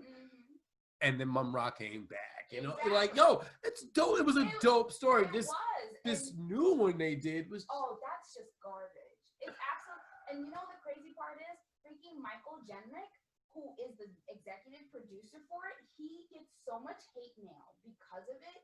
Because no one likes this new crap that they've been putting out. Teen Titans, people are like, yo, Teen Titans Go sucks. You guys. You know what? No, hold on. You know what's funny? Teen Titans Go got some hits though. Teen Titans Go. The song. Teen Titans Go. Because I swear to God, that episode, and I swore that was a real song. What? The one. Money or because the one where they're in the fucking interstellar universe, everything. I can't think of the song right now off the top, but I swore that was a real. With Cyborg. Yes. Yes. The Take Back the Night shit. I swore that was a real song. And in my head, I'm like, yes, I remember this. And it was like, no, you don't, because it didn't exist. Like Sinbad in fucking Kazam or Shazam. That did not exist. That was not a real movie. There was Shaq in Kazam. and Sinbad was just Sinbad on everything Sinbad did, but he was never in a movie named Shazam. No, Like, but that's the whole thing. Like, he gets so much hate mail. Like, don't get me wrong, the songs inside of Teen Titans Go, some of them be on point. they have good, like they have good music, and then the crossovers aren't bad. They aren't bad. You know what I'm saying? Like they bought the real Teen Titans, and like and I guess basically what it is if you're knowledgeable in any way of comic books or the DC universe, especially in general, you know that there is a multiverse. You believe you could believe in the multiversal theory and that the parallel universe. Right. No, and I ain't gonna lie, in real life, I do believe in the multiversal theory. I believe that there's one of me in some alternate universe that does not believe in the multiversal theory. You know what I'm saying? And I think that, but I also think that that's where that your dreams are the gateway to the multiverse, and that's why you can do things in your dreams that you can't do in your normal everyday life. Your subconscious mind is able to traverse those planes, and I think that comes from the ability to utilize the biochemical dimethyltryptamine. But you don't have that if you use fluoride. So get off the fluoride, motherfuckers. We're going to take a pause for the cause real quick, and I'll be right back with Autumn. And yeah, give me a moment. We'll be right back on the Just to Be Frank podcast. They at least fucking finish it, even if you got to give me a TV movie. Oh, they really did cancel the one from 2011. Though. They canceled it very quickly. They didn't even really... First of all, one, they left it on a cliffhanger. Oh. They did that, and they left it on a cliffhanger. And then after they left it on a cliffhanger, they put it on Adult Swim. They were playing it at like 2:30 in the morning. That's when us potheads would be up watching it. You know, and they did that, and then it just slowly disappeared. And then when I found out why, it was all because they were like, "Oh, the demographic that we were trying to reach didn't reach, and nobody was buying the toys." And I was just like, "You fucking moron!" First of all, one, the demographic you're trying to reach, you damn sure wasn't gonna reach it with that freaking right, because the demographic you were gonna reach with that cartoon was adults. Exactly. You're not reaching kids because we adults are the ones that remember Thundercats. We adults were the ones that would sit there and watch that shit. If you put a new version of the fucking Flintstones out right now, I'd watch that shit. Oh yeah. You know what I'm saying? Depending on how it looked and how you acted. Yeah. Honestly. Yeah. But that's what I'm saying. Like cartoons like our Hanna-Barbera days and all that, I don't think they would work nowadays because they would say that our cartoons were too violent and too vulgar. Come on, like they got a new Looney Tunes coming out and Elmer Fudd didn't even have a fucking shotgun. What? Yeah, exactly. What kind of fucking shit is that? No, Elmer Fudd has a double-barrel shotgun hunting wabbits. You know what I'm saying? Like, nah, cut it out, man. Right, like that's how I know Elmer Fudd. Walking around with them damn skippy ass boots. You know what I'm saying? And Yosemite Sam got 2 fucking pistols and he popping off all the time and cussing. Like, this is what I grew up on now. Yeah, and you don't see us killing people and murking folk. No, because we grew up in a time because we knew cartoon, it was wrong. Like, but we also recognize now, I ain't gonna lie, there are a lot of low-key racist cartoons out there. You know what I'm saying? Heckle and Jekyll and, you know, Snagglepuss, you know. Oh, yeah. You know what I mean? Like, but a lot of those things just didn't. Like Magilla Gorilla was low-key racist. Magilla Gorilla, sure. Hong Kong Phooey. Yeah. You know what I'm saying? Like, come on, man. Get the fuck out of here. But, you know what? I love those cartoons. You know what I'm saying? Secret Squirrel and fucking Morocco Mole, man. That was my guy. You know what I'm saying? Fucking Top Cat. Top Cat was a pimp. He was. Top Cat was a pimp. And he ran a gang. And he ran a gang. Heathcliff ran a gang. Like, they don't realize motherfuckers was really violent in our cartoons. Come on, how many times did freaking Tom and Jerry kill each other? Never, because Tom never caught Jerry and Jerry never caught Tom. And if they really ever did, them cats. No, but I'm saying, like, they should have been dead a lot, you know. Because I've seen them be frozen, be ran over. I've seen them get hit with very heavy appliances. Yeah. Motherfuckers would be dead. Yes. Oh yeah. Yeah. But never once. Now, we didn't try and act out things we saw in cartoons. We tried to act out wrestling moves. I myself have taken many brain busters, DDTs, and power bombs. My back still hurts. Because wrestling, while it is indeed sports entertainment, it's not fake. Let me choke slam you a few times. And I'll show you how fucking fake it is. All right? Let me choke slam you. Oh no. You know what I'm saying? Like I've been having this argument with people for years. Yeah, wrestling is indeed, pro wrestling is sports entertainment. However, it does not make it any less dangerous on the body. And then you have to realize that they don't have a season. They are wrestling Goes on. about 300 days a year. You know what I'm saying? Including 2 live shows on weekly television every week. Right. You know what I'm saying? Like, and they still doing maybe not now because of the pandemic and all that, Right. but they've still managed to put on shows. You know what I'm saying? Which is great. We have basketball, and again, you care about none of this because you don't watch sports. And I ain't the greatest sports advocate, but I love wrestling. I always have. Come on, man. Macho Man Randy Savage was the fucking dude. That dude was spitting bars. Rest in peace. You know what I'm saying? He was spitting bars. You know, but we grew up on that in the same way. Like I remember when my Aunt Bibby had this lady next door, used to live next door, and her name was Miss Price. And Miss Price used to have these old Betamax tapes of fucking Bruno Sammartino and all these old wrestlers. So I had to see a lot of classic matches that I wouldn't even thought of. You know, I was in between these damn behemoths of human beings. And again, it was just started as carniacs, you know what I'm saying? And just transformed. And then I got The Rock and Stone Cold and Undertaker and Shawn Michaels. And it was a great thing, you know what I'm saying? Because it was competitive. It channeled that aggressive action you see. And then they started throwing in more women into the mix in ways that looking back on it now, I'm not exactly thrilled about that. Like, I don't want to go back to the bra and panties matches. I don't want to see that shit again. You know what I'm saying? Like that was trash. Because women's wrestling as it is right now is like when I used to watch Glow on Saturday, the Gorgeous Ladies of Wrestling. That was the show that used to come on after WWF Saturday main event. But it was all women. And my favorite was Becky the Farmer's Daughter and Tina Ferrari. And Tina Ferrari eventually got her character changed. She became Ivory when she went to the World Wrestling Federation. You know what I'm saying? And she was a standout performer. Like, she's one of the best. You know what I'm saying? But I remember her as Tina Ferrari. I was a big fan of hers. You know what I'm saying? But I like wrestling was dope to me. What did you grow up watching like that? Honestly, what was the thing that gave you happiness and joy when you got up on a Saturday morning after cartoons? When I was a kid, I used to wake up every morning, and I wasn't one of the kids who did that whole bowl of cereal thing. I'm not a bowl of cereal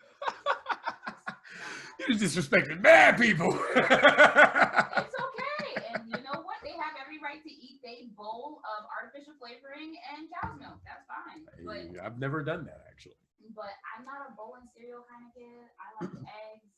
If we had bacon, if I did eat cereal, it was dry without the milk because I don't like that soggy texture. Right.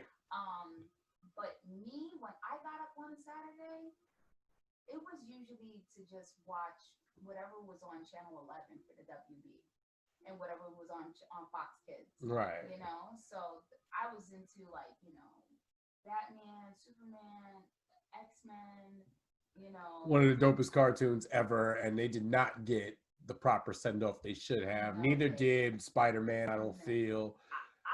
That was me. I was one of the kids who, when I was little, cartoons were played on Saturdays and right after school. Right. So Power Rangers, damn it. Yeah. I mean, VR Troopers, Superhuman Samurai Cyber Squad. Y'all know nothing about none of that right there. If anybody even remembers how far cartoons went, was that there was Yeah. Oh, before it was UPN. Before it was UPN, King Arthur and the Knights of Justice. Yes. The Iron Man and the Fantastic Four cartoons. Yeah. Channel 4 had cartoons briefly. Channel 2 had cartoons briefly. They had Wildcats and a pup named Scooby-Doo. Yeah, but also too, a lot of people forget about there was another show called Eek named Geezer. And it was literally, I actually found out. Remember I told you? You mean Eek the Cat? No, not Eek the Cat. A geek named Geezer. And it was about a symbiotic being. He was all powerful, and he was supposed to control the world. Like these bad people were gonna make him control the world. He had like fucked up eyes. He had one big ass eye, one little tiny eye. Was that Invader Zim? No, it wasn't Invader Zim, because this shit is old, because Crete Summers was in it. And she was the voice of one of the characters. Wow. And it was. I don't remember this. I'm telling you, and it was when I kept thinking, oh, I remember this cartoon. I used to watch it all the time. And I finally found it. I actually watched the whole series, and I was like, my whole childhood just flooded. Wow. And he was literally an all-powerful artificial life form that when the people who got him, they were in the revolution. When they finally got him, he forgot all his programming. Oh. So he was just retarded for all reasons. Like he was just like, oh, what's up, you guys? Hey, and he would just do dumb things. And this was a cartoon? And it was a cartoon. Because I remember Widget the World Watcher. Mm-hmm. Do you remember this show? There was a show called Out of This World about this girl named Evie, and her dad was a space alien, and her mom was a human, but she could fucking put her fingers together like this and freeze time. You remember that? I remember that. I also remember. They used to come on after the Richard Bay show. Another show that used to come on was, I also watched Channel 13. Oh, Ghost Rider. Yes. Ghost Rider. Ghost Rider. Yo, was I would tell you about Ghost Rider story, because I remember I was at my cousin James Rommel and Shauna house. Shout out to James Rommel and Shauna. Love you all. Lucy McKinney, she's doing her damn thing with her shit. But I remember being at their crib, and they was like, yo, we about to watch Ghost Rider.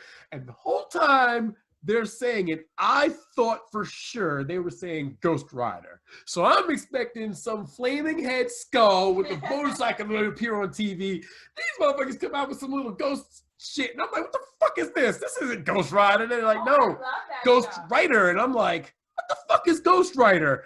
And sure enough, that became one of my favorite fucking shows. Yo, Gabby was my girl. I had the hugest crush on Gabby. I had the hugest crush on Gabby. They actually had it where Ghost Rider, like the cast of Ghost Rider, was at the mall up in Westchester. Oh wow! And we actually went, and it was what's the Spanish kid's name? I forgot. Oh man, Carlos. Yes, it was Carlos, typical Spanish guy name. I was just, where's Jamal? Right. Like, I'm like, where's the black kid? Right. You know, and when they went from being on PBS to being on CBS, when they got to Channel 2, and they changed the cast a little bit. Yeah, I didn't like it.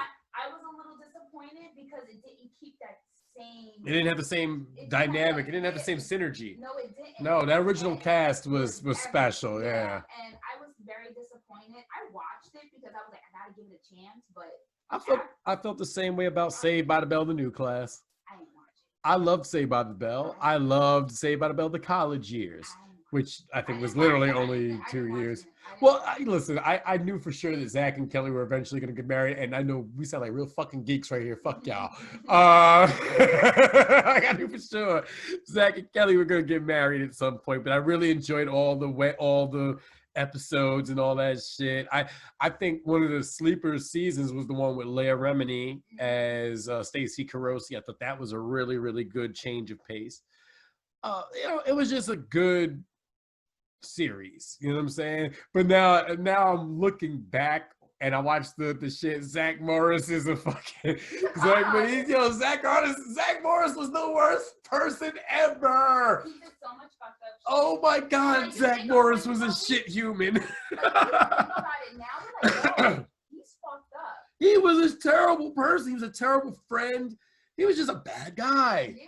Zach Morris is a piece of shit. They loved him because he was charismatic, and Yep. that carried him the whole way. Zach Morris is trash. But also, he was a freaking narcissist. He was like every, he was every bad type of person you could possibly be in one person. Like, he had all the bad character traits. You know what I'm saying? But then at the end of the episode, he learned his lesson. And I never got that. I didn't. But you know what? I loved the show.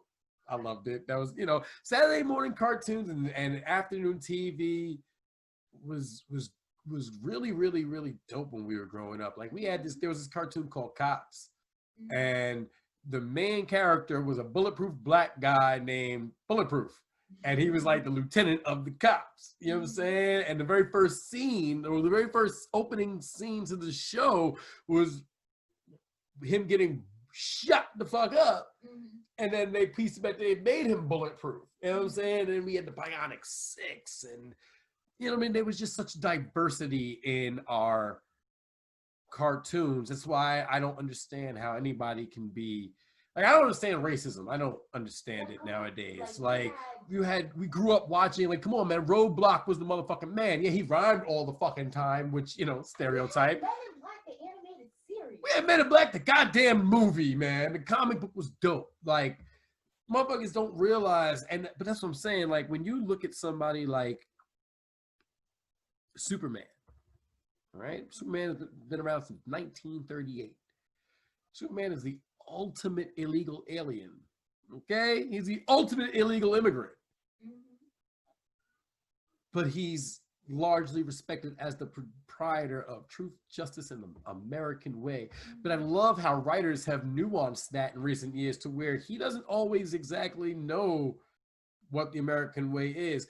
And you compare and contrast that to Captain America, who was punching Nazis in the face. But he doesn't. But then he fell asleep and woke up at a time he does not recognize, and it doesn't make sense to him. You know what I'm saying? And again, these are fictional characters, but imagine the people who are writing these characters had to find a way to make them nuanced enough to really show that dynamic and show how one transitions into a new realm. Like, shit, I can imagine. Now, of course, I don't think they'd ever make it so that Captain America would have ever used the N-word. But I could imagine him being unfrozen in these times and hearing motherfuckers calling each other an N-word. He'd be like, where am I at? What is this? Like, it's a weird thing. It is. You know what I'm saying? And I think comic books largely reflect the times. A lot more like comic books and stand-up comics, I think, are the ultimate tellers of truth in their own way. Stand-up comics, because they see the world so vastly differently than everybody else. I mean, I like Chris Rock, and Chris Rock has not been around for a bit, and he did a stand-up comedy. Right. And one of the first things he said, he was like, I haven't been around because I was addicted to porn. And I sat there and I was just like, okay, cool. We're being honest, because he's always been an honest person. Always been an honest person. And one of the things that stood out to me that he said, I think bullying is okay. And of course, everybody sat there and went, huh? Bullying is okay? Why would you promote something like that? And he said, because you need to be bullied when you're a kid, because it builds character. It does. He said, because you realize after a while, regardless if it's socially accepted or not, if you don't like it, you ain't gonna put up with it. And I sat there and I said, well, that's a new way of looking at it. And I said, you know what? He's right. Bullying is okay. But it's not so much that it's okay, but it's necessary. It's a necessary evil. But here's what happened. And as somebody who was bullied, I can tell you. I got bullied too. You know what I mean? It didn't, when we got bullied, it lasted about as long as until somebody else did something stupid. Or until you stood up for yourself and punched said bully in the face or the throat or whatever you did. And they left you the hell alone, or you became friends, which was normally the case. Nowadays, because of social media, and then everybody sees it, and it's stuck out there till the end of time. You never grow past that one time when you were seen at your worst. And that happens to a lot of people. Social media catches a lot of people at their worst. Now, that is no excuse for putting your knee in somebody's neck or what have you, or shooting unarmed black people. That's not an excuse. It's an excuse to go out looting and robbing and terrorizing because your team won, or because you think Black Lives Matter, or because you just want to cause trouble because you can take advantage of of what's going on. You know what I'm saying? You're wrong if you do it that way. You're wrong for taking advantage of protests about one thing and then turning the narrative into something ugly. Because we could have listened, and hey, you know, having sold insurance, I can tell you buildings can be rebuilt, businesses can be rebuilt, especially because you can clearly see this is not, like, honestly, almost any building or whatever that was burnt down, their insurance is going to cover the repairs of that. You know what I'm saying? They should. As long as you paid your premiums, you should be fine. But I also understand the argument of people who is like, yo, but why are you burning my business down? I've been here for X amount. I'm a part of this community. Don't do this to my. So I understand that too. Your hard work being burnt. I understand that, and I'm sickened that people are losing their businesses due to COVID. And you know, I mean, how many restaurant owners are gonna go out of business because they can't operate at 25% capacity? Right. You know what I'm saying? How many people who just rely on tips are gonna lose their job now they can't pay their bills because they can't go to work because they can't get tips. You know what I'm saying? Because nobody's coming to the restaurant. Like, it's a spiral effect, and I think this coronavirus has shown that as a society we don't have enough help for each other. I think also too it shows that how much we actually have selfish and how lack of compassion we have. Not only that, but how there needs to be like we said earlier, an overall change to the dynamic of what we're doing in this country. Now, again, we don't have the answers because it's not our place to have the answers, but we're citizens of this country. So we are, and we're of sound mind and judgment. So we should be able to have that ability to speak about what needs to be done in this country. If you're a selfish person, and unfortunately, that explains every politician. Because how can you want to do a job for the rest of your life but not get things done for your people you're supposed to be working for? Exactly. You know what I mean? Which is why term limits should be a thing. You should get 2 terms as a fucking senator or a congressman the same way the president does, and you should have those 2 terms to do the things that you said you would do for your constituents. If you don't, then we have the right to kick your ass the fuck out. You know what I'm saying? But you shouldn't be able to stay in Congress forever. After 2 terms, no matter what, you should just go and let some new fresh blood come in, some new ideas. You know what I'm saying? And that's the problem, because we got a lot of these older, not to say anything against the older generation. Man, fuck that. You old motherfuckers need to go. We got a lot of older generation that are still making policy. They're making policies for a future they won't be in. Well, not only that, for things they don't understand. Right. So I always look at our generation, and my generation is considered millennials. I personally feel like I should be in a separate Gen category. X, man. I don't give a fuck what y'all call them. Because from 1980 to about, I want to say 95. Maybe 92. I give you 93. I give you 93. 93? I give you 93. We are a whole different, separate generation. Right. Because we were around when computers, like an actual computer, when you had to sit there and type things in, and we know how to use those computers still. Right. You know, I still remember playing Oregon Drill, and I died from dysentery. You know, I where in the world is Carmen Sandiego? You know, it's my game. I remember when my TV only had 13 channels.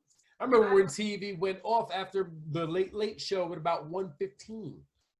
This is the end of our broadcast day. Thank you for joining us. That's it. You wasn't watching TV after that. Right. You know, You was watching Fuzz. Yeah. Until about 5:36 in the morning when it kicked back in. The Exactly. signal kicked back in. I remember when you had the cable box, and if you had a cable box, you had to go and type the damn channel in. Yep.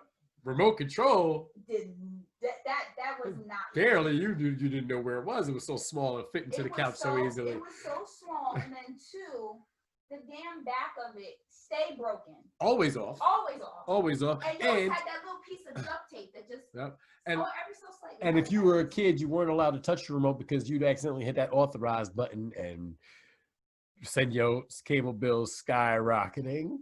Yeah. You know what I'm saying? Until we got those zapped cable boxes. See, again, y'all don't know nothing about that.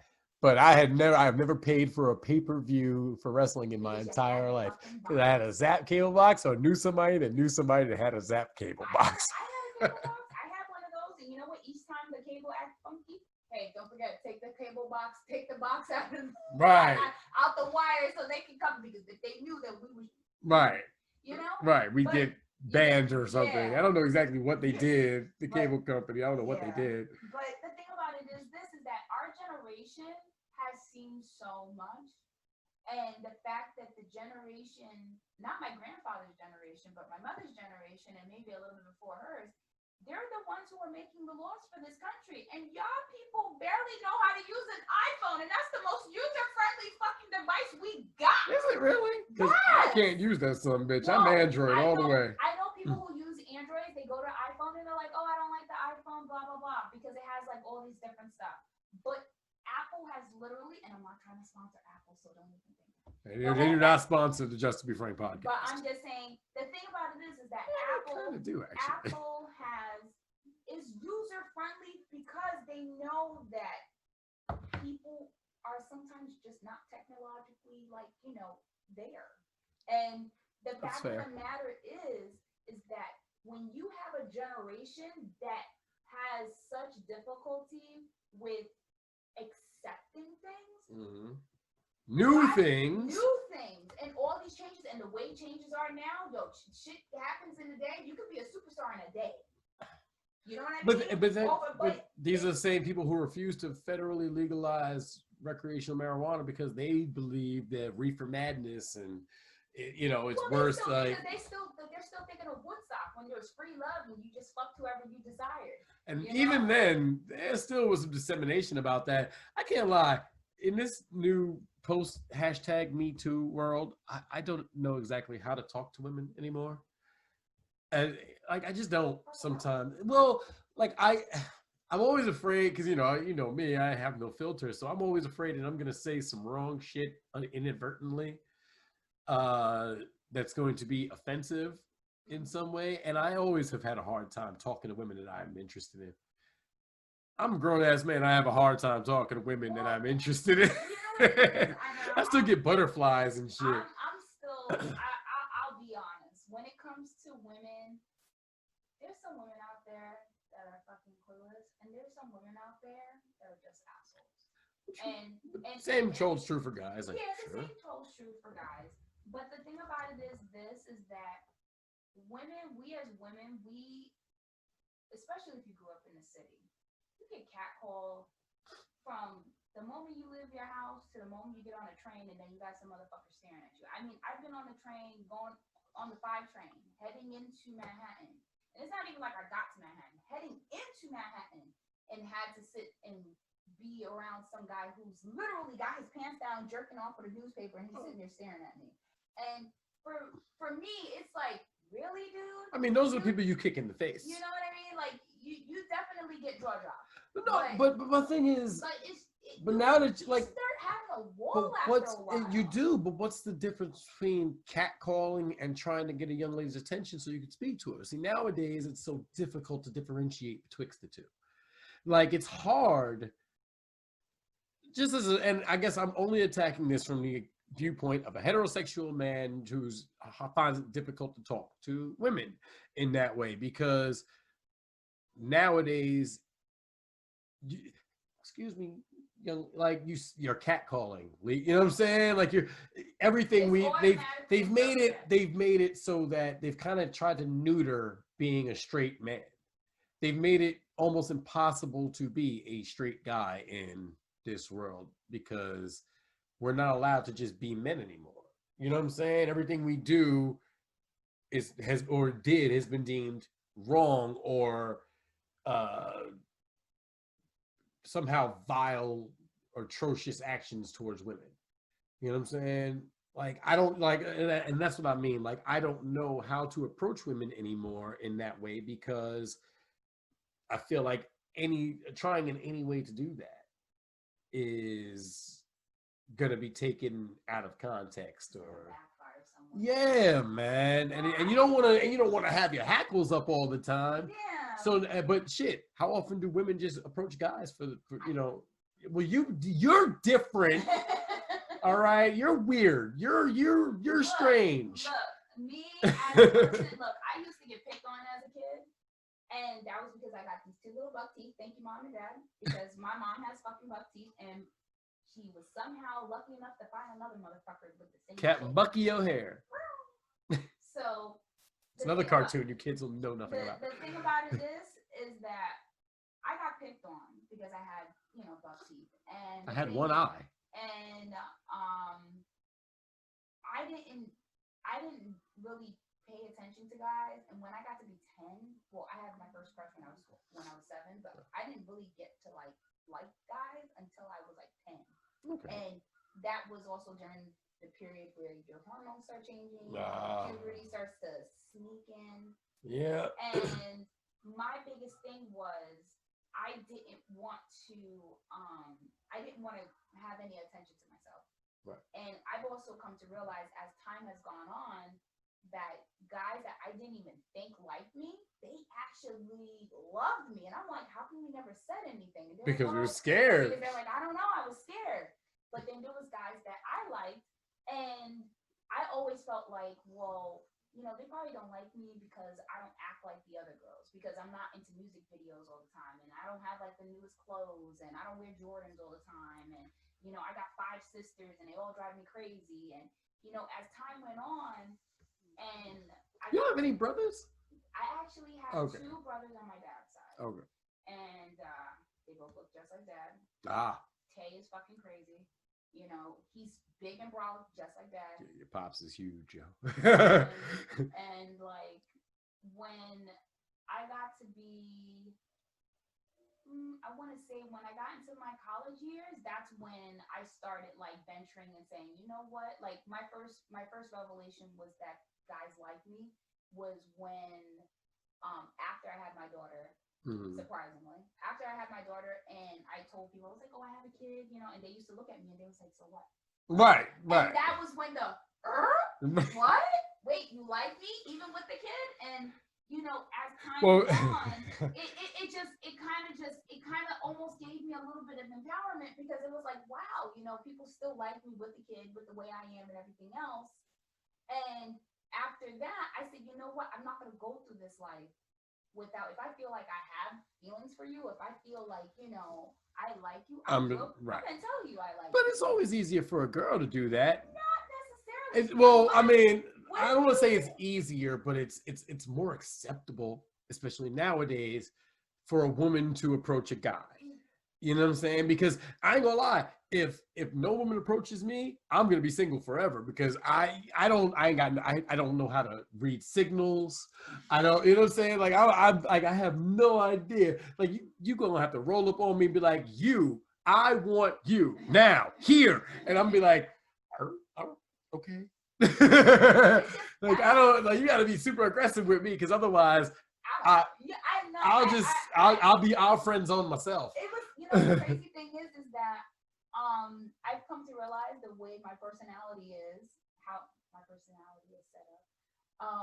I'm usually, when I was in high school, I was more submissive, but me now, I'm more on the other side of being dominant. So I'm more of the one that says, hey, I like you. Yeah. I'm the first one to say it, or the first one to act upon it. Right.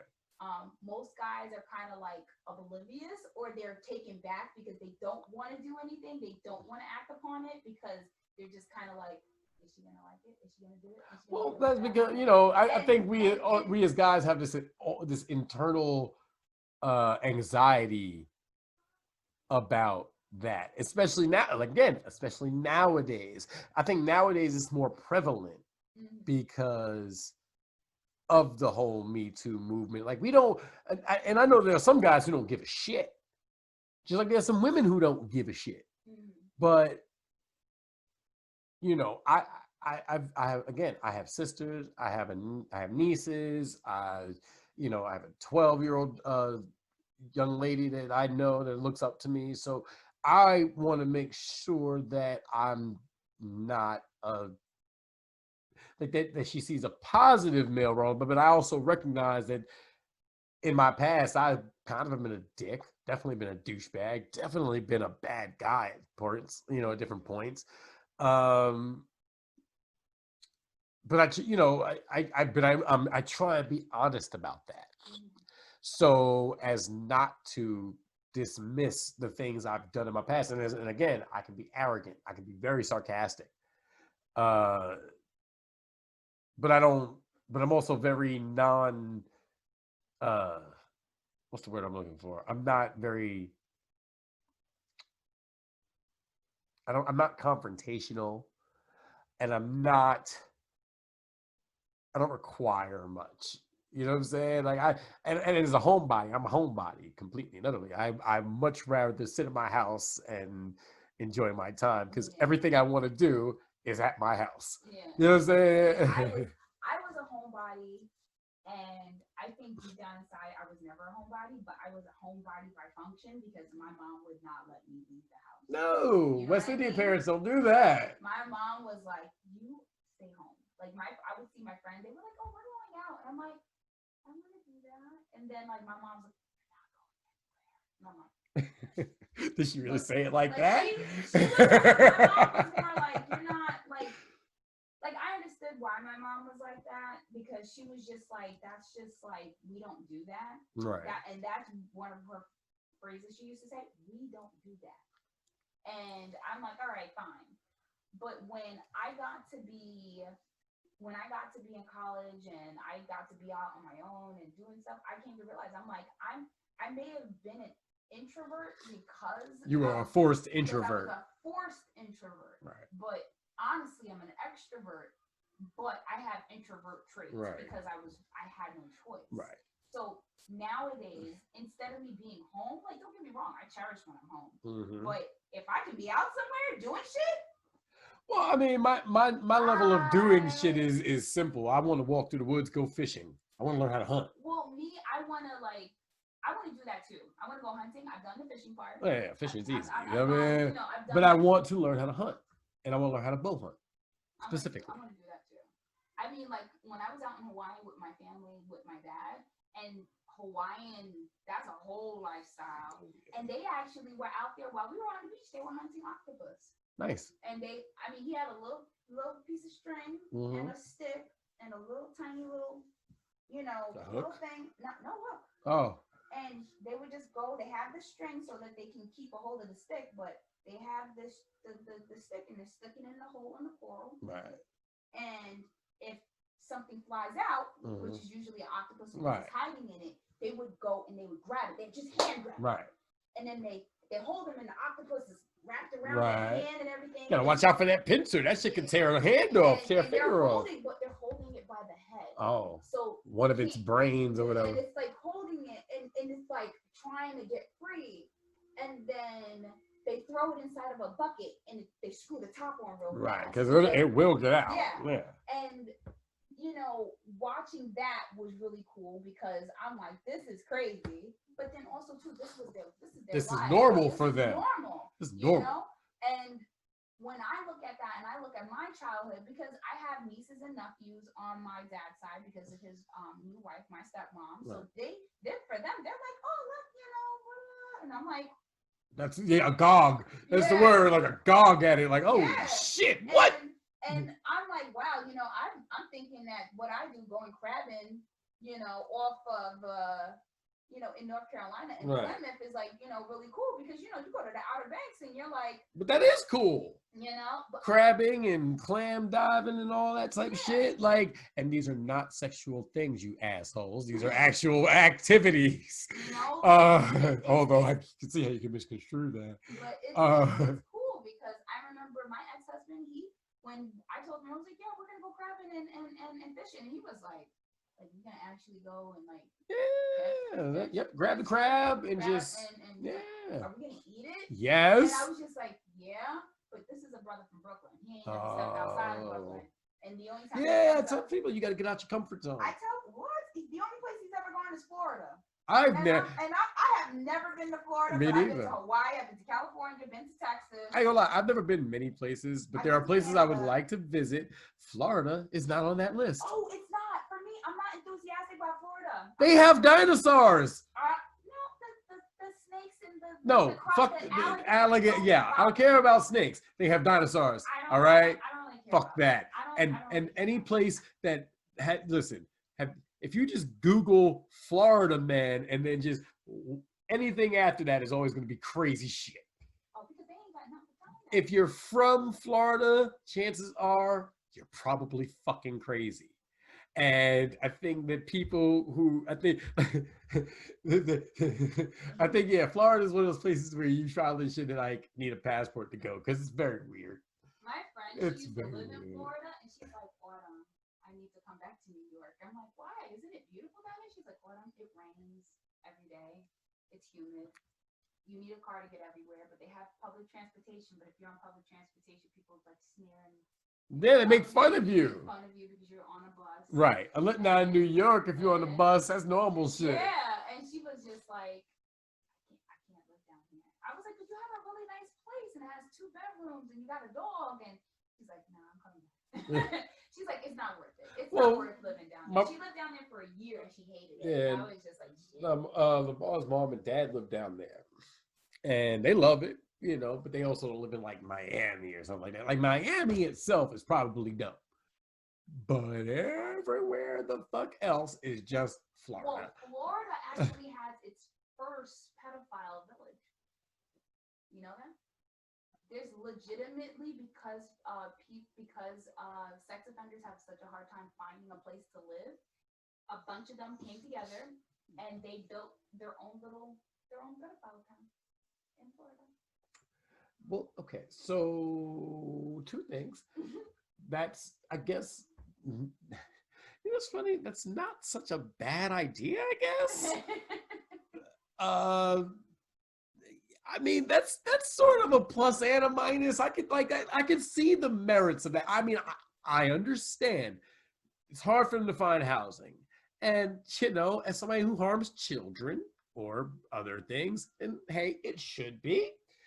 But I also recognize that some of them, like I don't think there's any real excuse for pedophilia or anything like that. I don't know what is in one's mind that would cause somebody to do that. I don't know. You know, either. I don't want that. Like, I'm okay with delving into the minds of serial killers. I'm not okay with delving into the minds of pedophiles. Because I don't want to know what makes you tick. I don't want to know that. Because if I know, then it just makes you upset. It makes you man. And trust me, like one of the things that I realized was that when you like, first of all, once you hear someone's on like the list, the registration list, you're like, what the fuck did you do? Right, but then that's where your mind goes. Right, but then now, okay, so the nuance of that is the guy who was caught with somebody by her dad or whatever, and she said he was raped 15. Right. Like she said, oh, I'm really actually 17 and he's 18. And or not even that. Like they get caught, and she's like, well, he made me do it. He forced me. Yeah. Because like, no, you better tell, like, you can, like, you know, and you again, wanted this, don't act like it. Right. And I don't know why there is an age of consent. I think that's just icky. Like the legal age of consent in most states is 17. 16 or 17. I know in some of those southern states. Age consent. If she say no, that's it. Well, you got to think about it like this. I mean, no means no. Period. Point blank. Yeah. But by biblical standards, once you have a period, you're ready to have kids. You know what I'm saying? And that's very gross when you think about, because of the things we eat nowadays, girls are getting their periods so much sooner. Oh yeah. Drinking all that cow's milk and all that shit. That shit, you got to realize that hormones, they're mammals just like you're a mammal. So why the fuck are you drinking that shit? I don't care how much you homogenize or pasteurize something. It's still just something designed to create a big cow out of a baby calf. You know what I'm saying? So you as a human should not be drinking it, but that's why little girls, I think, are just developing earlier. And like, come on, that's gross. Right. And then this whole conversation about children gender identity. No. You worry about that shit when you're fucking grown and you're paying your own bills. Like, if you're born with a vagina, you're a girl. If you're born with a penis, you're a boy. Cut all that other shit out. You're just confusing shit. I think when it comes to that, You're a child. You don't have a choice. Like, one of the things I've come to realize, and it's even in TV, and a part of me has to wonder how much influence A lot. does TV have. TV, Well, they don't call it programming for nothing. No, but I also don't think programming turns you gay, or lesbian or whatever. But I don't think so. I don't have, think. I don't now. Sisters who are gay, Right. And their dad, my stepdad, swore to God, because I had a child young, that my sisters were gonna follow right behind me. Right. And my sister, literally, each one after me in summer. Yes, I have a sister named Summer. Each one after summer are lesbians. Yep. And it's not because they were lesbians because they watched TV. No. They just Now again, since I'm not gay, I can't say whether you're born that way or I don't know. I honestly believe that when you are gay, like, not because you believe all men are shit and you just decide I'm gonna be with a woman. Or all women are icky and I just want to be with guys, whatever the case may be. I really hate that. I really hate that whole standard. When women sit there, they get upset because they can't find a decent man, so they decide to be with a woman who looks like a man. In my mind, you're just going full motherfucking circle. Like why? Like, why would you do that? First of all, one, if you don't have a good relationship, if shit don't really work out with you, if your relationship decides to just crash and burn like the fiery freaking airplane that it is, then maybe you should ask yourself, look yourself in the mirror and say, am I the problem? Am I the problem? Am I the problem? Is there something that I'm doing that is facilitating the failure of each and every relationship? Because most women, I'm going to say it now, I'm a woman and I'm saying it. Most women don't. They want to put blame on guys. And most of the time, women only do that because they're so used to whatever lifestyle they have previously that they think it's okay because they've grown to be with men of a certain type, or they see in movies and TV shows show them that they're supposed to be with certain men. Oh, that Disney, the whole Disney complex of some dude coming to save you from everything. That's the worst thing that ever happened to young girls, I think, where some guy is going to fight dragons and witches to come save you and rescue you and whisk you away to some happily ever after. Yo, guess what? Ain't no such thing as happily ever after. Yo, like, seriously, I think the worst thing had to be was all the fucking movies we got in the 1990s, where the guy fucks up and he does everything in his power to be with the girl, and he buys her flowers, he sends her all these love letters. It posed unrealistic expectations. Unrealistic, because I've said it time and time and time again. My best friend, she's one of those people who's delusional because she thinks that men are supposed to do certain things, and I have like what? What do you mean? Like, she's like, oh, why he doesn't call me and check up on me? And I said, well, maybe he's busy. And me, don't get me wrong, I don't think that a guy is supposed to call you every second of the day. If he calls or he texts you something and says, hey, how's your day going? That's nice. But me, if you don't text me, I'm gonna cry. I'm gonna be upset. I ain't gonna hurt. That's me though. Right. That's why we're individuals. Everybody's different. Exactly. But a lot of women expect that. And I said, well, you got to also realize that guys also need time for themselves. Guys also need time, just like you guys need the same exact emotional inner support for themselves, just like women, and sometimes even more so because they don't get that outward support. So they have to fight within themselves to get that. Right. So for women to sit there to think, oh, he needs to call me every day. He needs to do. First of all, bitch, no, he does not. He does not have to call you every day. You and him were born separately in separate parts of the world. Right. You are gonna die separately in separate graves. Like, you can't expect someone to do all these things. One is it's incredibly exhausting to do it. It is. You know? And then two, to think that he has to cater to every last little whim of yours, it's selfish and narcissistic and toxic. Because one, I'll tell you right now, the most greatest relationship I had wasn't my marriage. The greatest relationship I ever had was me and a person being friends. And of course, we were friends with benefits. But the fact that I could move separately and with him without having to feel like he had to call me or text me. Right. We operated that we wanted to call and text each other. Right. And that if I wanted to be around him, if he had something going on, I was cool with it. And if I had something going on, he was cool with it. And it never wasn't that we didn't. It wasn't like we didn't want to be with each other. We wanted to be with each other. Our lives just don't reflect that. They weren't in parallel with each other because I had my own life. He had his own life. Right. And the thing is, we never pressured the other one to do anything outside the other one didn't want to do. The only time it got bad was when outside forces came into play. Which is usually how that happens. But the fact of the matter is that everything we did was out of not a need, but a want. And I wanted to cook for him. Right. But I also got space. Because if he said, hey, I'm going to go and play video games. You going to be good? Yeah, I'll be fine. Hey, we'll watch a movie afterwards, blah, blah, blah. Right. There was no, oh, you're going to play a fucking video game? Oh. No. You are vastly different than most girls, but no, this is my whole thing. I don't mind a guy playing video games because I like my fair share of video games too. But there must be balance. You're not going to tell me you're going to play a video game and you're not going to spend no time with me. Also, too, it has to equate to each other. If you gave the video game 12 hours, you damn sure better give me 12 hours. If you gave the video game 12 hours, you might have a different problem.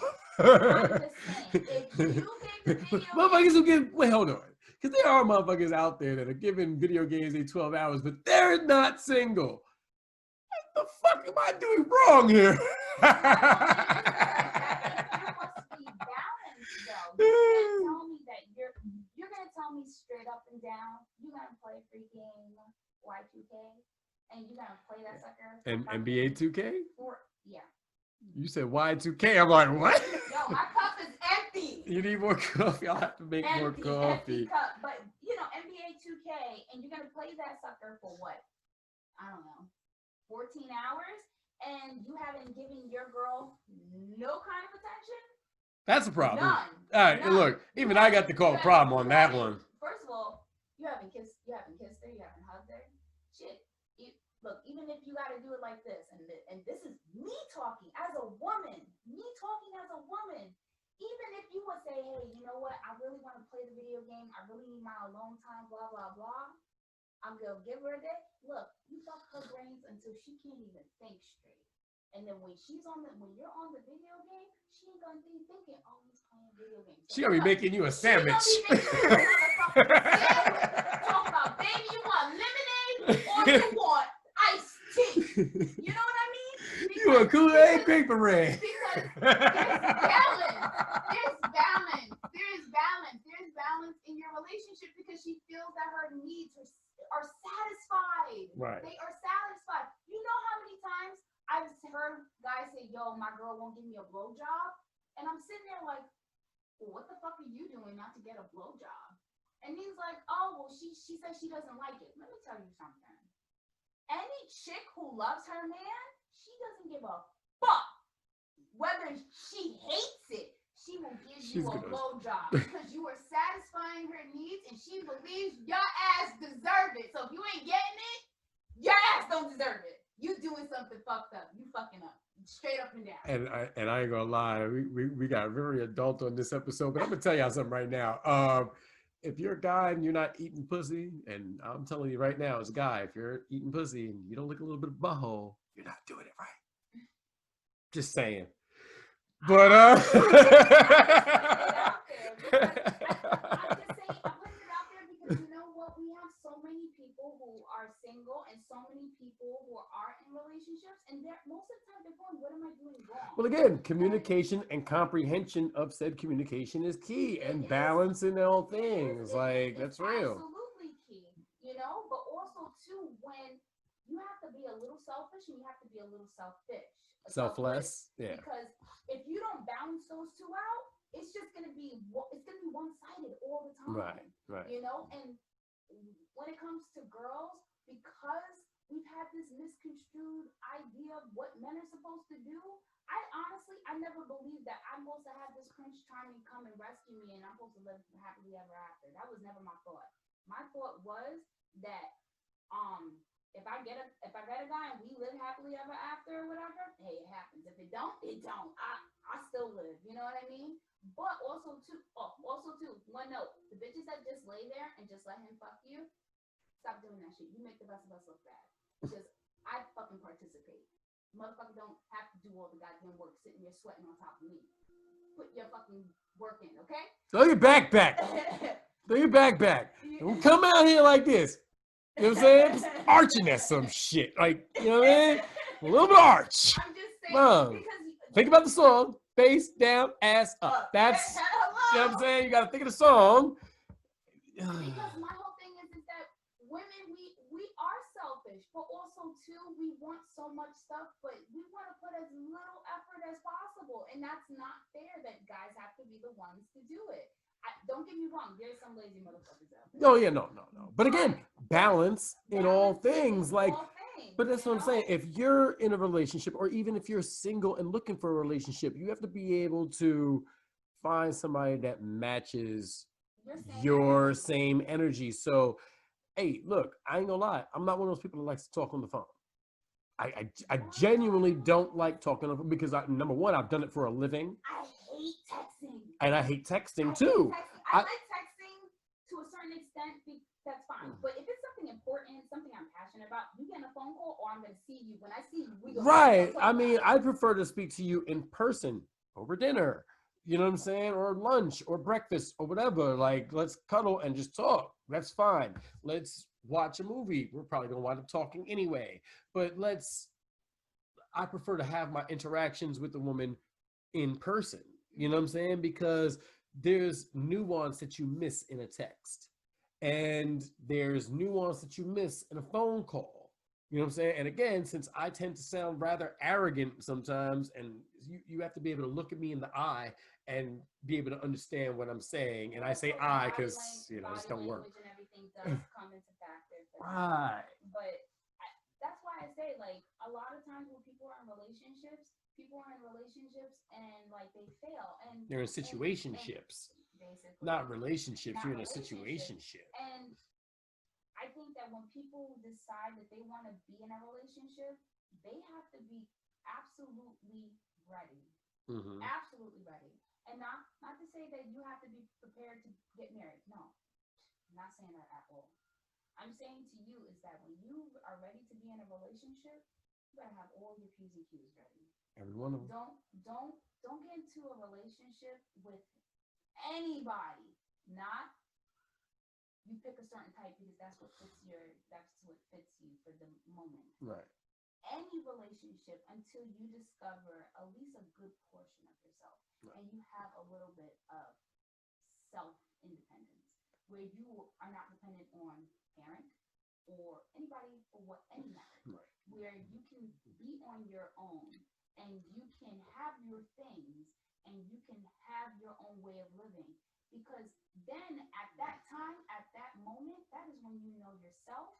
That is when you know how you are. That way you can translate that to the person that you will be in a relationship with, so they know. When a lot of people get into relationships and they haven't even talk to themselves and have Right. a conversation with themselves. And I tell people all the time, how can somebody love you if you don't love yourself? And people are quick to say, well, I love myself. Do you really? Do you really? Because I honestly, every single time I wake up in the morning, I look at myself. My hair may look a mess, but I be like, that's a sexy bitch. and then it goes beyond that. Like, can you accept your flaws? Like, are you constantly trying to alter your perception of what people see about you? You know what I'm saying? Like, listen, the reason I can host this podcast is because I don't have a fear of people seeing me at my absolute weirdest and dumb shit that I say, because I think and do a lot of dumb shit sometimes. But I'd rather be honest about these things and get the feedback, so somebody can say, hey, well, no, that's a stupid way. And especially with what we're talking about, like, relationships and the Me Too and all that. Like, I know there are going to be women be like, well, why don't you just talk to girls? Like, you know what I'm saying? Yeah, I get it. It's just, I'm not saying I don't. It's just very difficult, you know what I'm saying, to recognize what's acceptable and what's not in this new time. But I think ultimately we'll find a balance, I'm hoping, and we'll be able to come to some understanding that this isn't, not every action towards women is an aggressive means of trying to mansplain or belittle or overpower or whatever. You know what I'm saying? Sometimes it's just, you got to remember, we're still guys. You got to let us be the animal that we are. You know what I'm saying? And that's not saying that you should be a boorish individual, but you also can't neuter us as men and say everything we do is either sexist or wrong or disrespectful or you know what I'm saying? It's just, and that's what I'm saying. Like, you can't just tell it. And again, like, I know I spoke about this in a different episode, but you can't call somebody a transphobe if they don't want to date somebody who was not born a woman. I think, you know what I'm saying? Like, you can't call somebody something just because they have a certain, like, they want children. You know what I'm saying? Yeah. Like, or they just want to date somebody who was born a woman. Like, you can't label somebody as something heinous like that just because they don't want you. Mm-hmm. You know what I'm saying? Because, hey, obviously there are people out there that do. Mm-hmm. More power to you. Mm-hmm. You know what I'm saying? Like, I'm not going to dismiss or discredit anybody's emotions or how you feel or anything like that. Live your truth. Be who you are. Mm-hmm. You know what I'm saying? Love yourself. Mm-hmm. You know what I'm saying? But love yourself fully. Mm-hmm. Don't just love the nice parts. Don't just love the nice parts. You know what I'm saying? Love the ugly parts too. You know what I'm saying? That's why motherfuckers be like, yo, you do it all the time. And yes, right. Because this motherfucker don't work. And I love the fact that it don't. It's a talking point. It gives me something to joke about. You know what I'm saying? That's how it's supposed to be. Like, I take the power away from anybody who would try and use it against me. Well, not only that, when you love yourself, you also know your self-worth. Right. You know your value. You know your value. And a lot of things is when it comes to relationships, a lot of people don't leave because they feel like they only have value when they're in a relationship. Right. And that once they're not in a relationship, they're like, okay, so what am I now? Well, you're still you. You're just without that person. You're just without that person next to you. You know? Right. And you're always going to be you. But that's the problem. That's why people, like, I always say, love yourself first. Because the person that's supposed to be with you, then they'll love you too. And you won't have to be afraid if they leave because you still love you. There's no loneliness when you love yourself. Yes, we do get caught out there. Sometimes, we get into something and then we're like, oh, maybe I shouldn't have done that. But that's part of growing up. That's part of growing. That's part of aging. That's part of life. Right. We're going to do shit, make mistakes, all kinds of wild stuff. But overall, you're supposed to do all of that. Right. You're supposed to. That's why I say because I know I was a forced introvert, I'm really an extrovert. That's why I want to be outside. Mm-hmm. I want to be in things that I've never experienced before. Right. I want to see things that I've never seen before. The greatest pastime for me isn't the predictable, but the unpredictable. When you get lost and you have to figure out how to get your way back. Mm-hmm. But on your way, you see more You interesting enjoy the things. journey. You gotta So, enjoy the more fucking than- journey, than man. If you had GPS and you're like, oh, okay, so that's over there. No, when you actually find it and you're lost and you're like, now you'll never forget it. And I ain't gonna lie, that's one of the first things I do when I move into any new place. I purposely get lost. Like I take a cab somewhere and just walk back. Mm-hmm. And and just learn the area. I did that when I first moved up here, and I was walking around. I was like, and remember in 2017 January, there was like a ill blizzard. Yeah. I was walking around in that shit, just See, from all the way from like up here back to where I was at. Mm-hmm. And shit, we've been recording for an hour and a half, like, or 2 hours actually. It's 1:06 now. Mm-hmm. But before I let you go, because I know you got plans, I wanted to talk about the business. You've got the pet sitting service. Yes. So tell people exactly how to go about getting to you and that. And obviously, we'll put the link in the description and all that to the page. So my business is called Perseus Pocono Pet Sitting, or P3S. And my business is people bring pets to my home and the pups stay with us. The only thing about it is that because I have experience and I've worked in animal hospitals, I am a veterinary technician, aka a vet nurse. So basically the step below a veterinarian. I've worked in where dogs are boarded. Honestly, they sit in a cage the majority of the time that they're boarding. Right. It's sad. It causes anxiety. It causes so many issues, including health problems, because dogs get this thing called stress colitis because they're so stressed and the anxiety is literally eating them alive. That they have explosive diarrhea, they'll vomit, they won't eat. Like actual stuff like that happens because they are in an unfamiliar place. It smells weird, it looks weird, and they're sitting in a cage the entire time. Yeah. A cold stainless steel cage. Right. And that is for business purposes because they must keep everything sterile and clean to, prevent the growth of pathogens. All right, fine.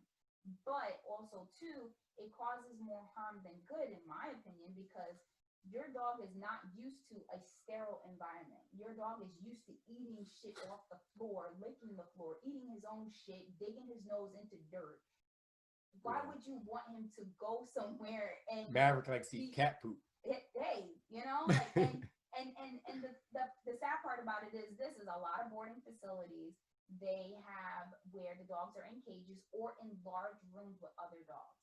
And one of the problems is that a lot of dogs do not have dog etiquette.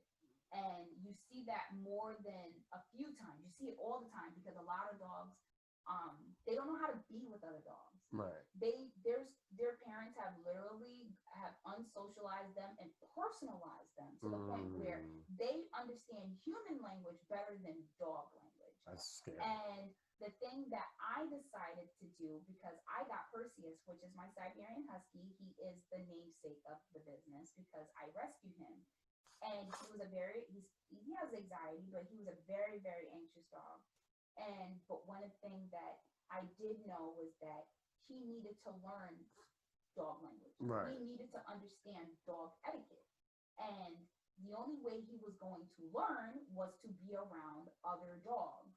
And when I decided to start the business, it was for the intent of him just being around other dogs. Right. So that he would always, have somebody around without me actually getting another pet, and for him to just kind of work out his stresses and his anxiety around other dogs instead of being around people all the time. Right.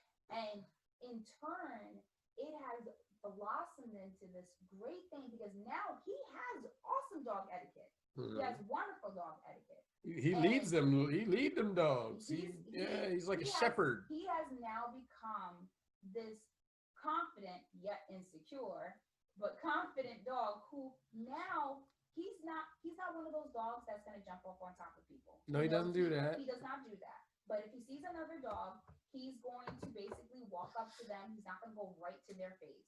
He'll walk aside of them. He'll sniff their butt. He'll do everything outside of jumping in a dog's face because usually 9 times out of 10, that's a fight. right Right. there. And the business has basically made it that it is an ability for your dog to board without you worrying about your dog having to worry about the personalities of 1,000 other dogs in his face. Right. So now you have a home setting that makes him more comfortable, reduces anxiety. Mhm. 2, you have him with another dog who is basically secure in himself, and he has proper manners to be around other dogs, so he's not going to jump at your dog. Right. And then 2, we also have that they are basically inside the home setting, so they have a routine. So there is no, oh, well, you know what, you're going to be in a large room with a bunch of other dogs, and if you shit on the floor, that's okay because someone's going to clean it up. No, we go outside on multiple occasions. Right. And during the summer, we are even more outside. We're barely inside the house. Mhm. We just acquired a 5-acre farm, so they have full range Yeah. of that. And Yeah, we got the good netting up. you We got to know, put it up. we got to put it up. We got to put it up. We got to put it up. And Don't have but any more of the- that quick cement anymore. oh, don't worry, because Lowe's has a quick cement Yes. for like $3. Yes, they a bag do. or a 40-pound bag. Yes, they do. But the thing about it is that this also allows parents to have a peace of mind that they don't have to worry about their dog getting into a fight with another dog and maybe 18 other little personalities. Right. Because they are little personalities. They're just like people. They're just furry and they speak their own language. Right. Also too, we are working on our pet food line because I believe that kibble is evil. Purina Hills, all of you are evil. Also, anybody who feeds their dog Blue Buffalo, stop feeding it because General Mills just bought Blue Buffalo. So you can stop doing that. Yeah, that's not good. Also, You know, it's funny. The dog Maverick likes the Rachel Ray Nutrish shit, but the ungrained one is just I think beef and sweet potatoes. It's limited ingredients. Yeah, he likes that. Yeah. But I know you're a proponent of the raw food diet for dogs. I am pro raw food because I believe. So that, explain that to people if you can. So raw food. A lot of people say we should feed our dogs because they're dogs, and I believe yes, we should. But also look at what dogs truly are. Dogs are a derivative of wolves. Right. 10,000 years ago, a wolf, a subspecies of wolf, decided to make friends with a person because they saw the benefit in it. And after that, we got a whole bunch of stuff out of that one species of dog. And now we have a dog. What we have is a species of canine that over the years has developed an ability to eat and may process, carbohydrates and starches. Right. Now the problem is that carbohydrates and starches don't always work out for dogs because we as humans, we're evil people. We have bred these dogs to certain extents, not thinking about any type of genetic passing. But we forget that now, because we've made so many different breeds, we forgot about their nutritional value, and we have dogs who have allergies. Right. And the great thing about the raw food diet is that you can get rid of the allergies without actually having to buy really expensive bags of food. Right. Most dogs have the same allergies. It's usually corn, beef, chicken. And most of the time, because it's corn, it's because chickens eat corn. Right, they're corn fed. Right. So you don't want grass fed. So you want grass fed. You want animals that are free range. If you go on the raw food diet, make sure that the quality is human grade. Also, if you do have a dog who does have an allergy to the protein, not because of the animal eating grain, because we are what we eat. Right. Make sure that it is a protein that God, they've never encountered. So I had one woman, I spoke with her, she had a pit bull. Her pit bull has really bad allergies. And the thing is that he develops an allergy after a while of him eating that protein. Right. So she has to constantly find a new protein. So the last time I spoke with her, her dog was currently, as of right now, on kangaroo. And yeah. Okay. He was on kangaroo because he was eating duck, got allergic to that, was eating turkey, got allergic to that, automatically allergic to chicken and beef. Right. But cheese. kangaroo, where the Yeah. fuck do you get kangaroo meat? You can actually, there's actually farms, and actually you can have it imported from Australia because they're so prevalent. So she had kangaroo. She was always on the hunt for a new protein because she knows that if he eats this for too long, he'll become allergic to that too. Oh man, that's a shitty life. And the thing is that people who put their dog on a raw food diet, they are amazing looking. These, especially people who have Dobermans, they got that nice shine, like that sheen that just gloss, and you know.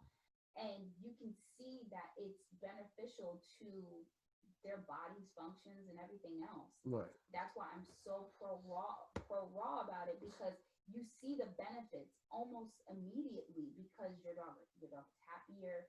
Their behavior changes because they're happier. They're not in pain because they're eating something that makes their stomach hurt. It's easier for you because you know what? When they're eating what they're supposed to eat, their shit is not this big. It turns this little. Like Perseus crabs, and it's like a rabbit crab. Oh damn. You know what I mean? Well, and then it dries up, and it just, that's it. Right. That's the end of it. But you know, I've seen you give the dogs and the cats like chicken, ground up chicken bags or pork hearts or cow hearts and shit like that. Ironically, that's what humans need to be eating, but not cow hearts. Like, but I mean, like if you go hunting, right? Like, and you know, I gotta take a fucking shot. I'm about to say his name. It's like I was listening to the Joe Rogan podcast. I gotta take a shot every time I say his name. And he was talking about hunting, and I forget who he was talking to, but that. And I've heard a lot of people talk about it when it comes to hunting. When you make that kill, and then you eat that meat, you appreciate it more, but you don't let anything go to waste. So you eat the heart, you eat the liver, you eat the brain, you eat, like I don't know if I'm eating brain. That's how you get prions, but yeah, but that's the thing. Like I made friends with a farmer up in Sugarloaf, Pennsylvania, about 2 hours from here, and he had a cow, and he just was like, I don't want the cow anymore.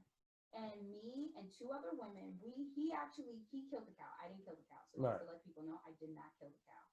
The farmer killed the cow. Okay. He, put two in the head. That was it. Instant kill, humane. And we literally, when, he was nice enough to hang the cow up, and we butchered the cow and slaughtered it and everything else. And we left nothing behind. Right. We literally, by the time it took us about maybe 3 hours to process an 800-pound cow. We left nothing behind. The skin was used, the head was used, all the organs were used, the stomach, which is a great source of probiotics and prebiotics for dogs and cats, and for humans, and for people. That was used. But you hear about eating that type of shit, and your brain immediately is like, that's gross. Like, I'm not eating chitlins. I'm not eating chitlins. No. I'm not eating no fucking pig's foot or nothing like that. But I'll, if I gotta eat a deer heart, I can boil that in some soup.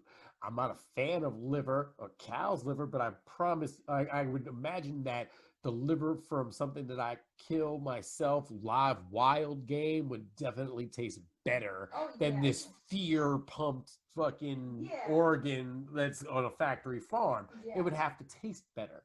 Probably be sweeter. You know what I'm saying? The meat, when I processed it, I was actually in absolute awe how brightly colored the meat was. Right. It wasn't like when you go to the store and it's like red, but it's like that pale red. Right, like they pumped it full of something to make it red. Well, they actually pumped it full of carbon dioxide to make the cells look brighter. Because, Yeah.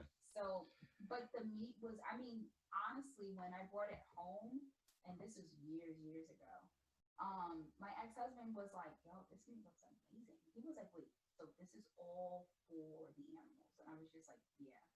So none of this, we can't eat any of this. I said, honestly, we're not supposed to, because it was not for people. It was for the dogs and the cats and stuff. Right. But the meat was beautiful. It was almost like a ruby. I'd have had to make a steak or something out of that shit. It was so beautiful, because it was literally when when I grinded it up and I cut it up into like the portions for the pets, I mean, they were like little gems of bread, and it was just, and it didn't stink. Right. It had like, don't get me wrong, it had like that And the smell. that grass barney smell, but that's because they were eating grass. Right. You know, it didn't have like a weird like metallic smell. It smelled sweet. Oh, it didn't smell like copper, like No. normal lifeblood would. No, it smelled sweet because you've been running in the field eating grass all day. You know, and that's the thing. When people go into the whole raw feeding, like, do your research, really do your research, and really get down into the nitty gritty when it comes to your pet's diet. Right. You know, every breed has their own necessities. Right. Like Siberian Huskies, they have this thing where they get a zinc deficiency, so they need to eat like mussels to actually, you know, compensate for it. Because you got to remember, Siberian Huskies, Malamutes, Alaskan Huskies, they are a northern breed, Right. so they're used to living in Alaska, and they didn't eat like, you know, stuff that we would eat beef. They ate caribou, whale, whatever the Right. Indians had up there. Right. So they need that zinc. Pit bulls, because pit bulls are mixed with bulldogs and terriers, they need their own little thing, because they have a dog that has major birth issues, the pit bull, the bulldog. Because I honestly, when people get bulldogs, I mean, the first thing I say, I was like, you must got money. Right. Because that's an expensive dog. Not because of the breed itself, because how many issues it has. Yeah. Between the skin issues, the eye issues, the fact that they're brachycephalic and they can't breathe and they're like, and I'm like, oh my God, are you dying? Are you okay? But not, wait, what type of pit bulls are we talking here? We're talking about basic pit bulls. Pit bulls are actually a mixed breed. They're actually, someone took a bulldog and a like the flat face, Yeah. the muscle, Yeah. one of those. Yeah, they took a bulldog and then they took a bull terrier and they slapped them together and made a pit bull. Like we got the pomegranate or Pomeranian, whatever the fuck it's called. What, the Pomsky? The What? Pomeranian and the Husky that got put together, which is absolutely adorable. Lord Don't get those either. That's very bad. Yeah, I'm sure But- that's not a healthy dog. No, it's not very healthy. Right. But the thing about it is that when you do the raw diet, people do your research. You can't just sit there and say, oh, I'm going to feed my dog the raw diet and I'm going to just throw him a, like, you know, chicken breast and that's it. That's all you got to feed him. No. You have to give him the 80-10-10 ratio, 80% meat, 10% bone, 5% liver, and 5% whatever excreting organ that you could possibly find. Right. And that's usually like a kidney, brain, spleen, pancreas, whatever, what have you. If you go down the bark diet, and bark means you add like vegetables and fruit, they have to be pureed and they have to be fermented because dogs do not have the enzymes to break down plant matter. Right. So you have to do those things so that they can digest it and get the beneficial values from those plants. Oh. So, like, you know, people who sit there and they, you know, they give their dogs carrots. Your dog is gonna shit that carrot out the way it went in. Oh. Because he can't digest that. that. Like how we do with corn. Yeah. Oh. He can't digest that. So if you give him a carrot, it has to literally be pureed, and then you have to ferment it, so that he can. I mean, basically let it sit for a while, room Yeah. temperature, that shit. Yeah. Mm. You know, you gotta baby food it. You got baby food. Well, listen, we'll plug your social media and everything on there into the description and everything. But I want to thank you so much for coming. This was fun. This was dope. This is probably the longest one I've ever done. And we usually do this. Right. This is our normal thing. This we is do normal. every day. Right. Now we just filmed it for once. You know what I'm saying? But there was something I wanted to mention too when we were talking about food. And look, maybe we should start doing the European model, and maybe we wouldn't have so much obesity here, where the ingredients that are banned in Europe and other countries, here in America, we are laden with that shit. Like, if you look at the ingredients for just ketchup in Europe as opposed to here in the United States, it's a stark contrast. And that stark contrast is what causes obesity, and from that, all other health dilemmas. But I'm not a doctor or a pharmacist, and I don't play one on TV. What up, Mav? Maverick. He makes an appearance like every episode. You know what I'm saying? But listen, we're gonna cut it off. We're gonna shut down right here. Thank you so much, Autumn. I appreciate you. Love you. You know what I mean? It's your boy Frank Starfire, and the host of the Just Be Frank podcast. As ever, thank you for joining me. Let's get it. One love. Abracadabra. Let's get it. Hey, what up, y'all? It's your boy Frank Starfire, host of the Just to Be Frank podcast. If you like what you hear, do me a favor. Please like, subscribe, and share so I can keep bringing you the best content imaginable. And if you want to be a guest on the Just to Be Frank podcast, shoot me an email at frankstarfire696@gmail.com. It's right there. Don't worry. It's right there. I got you. Don't worry. You know what I mean? I got one good eye, but I make magic and shit. Trust me. Have a good one, y'all. Abracadabra. One love.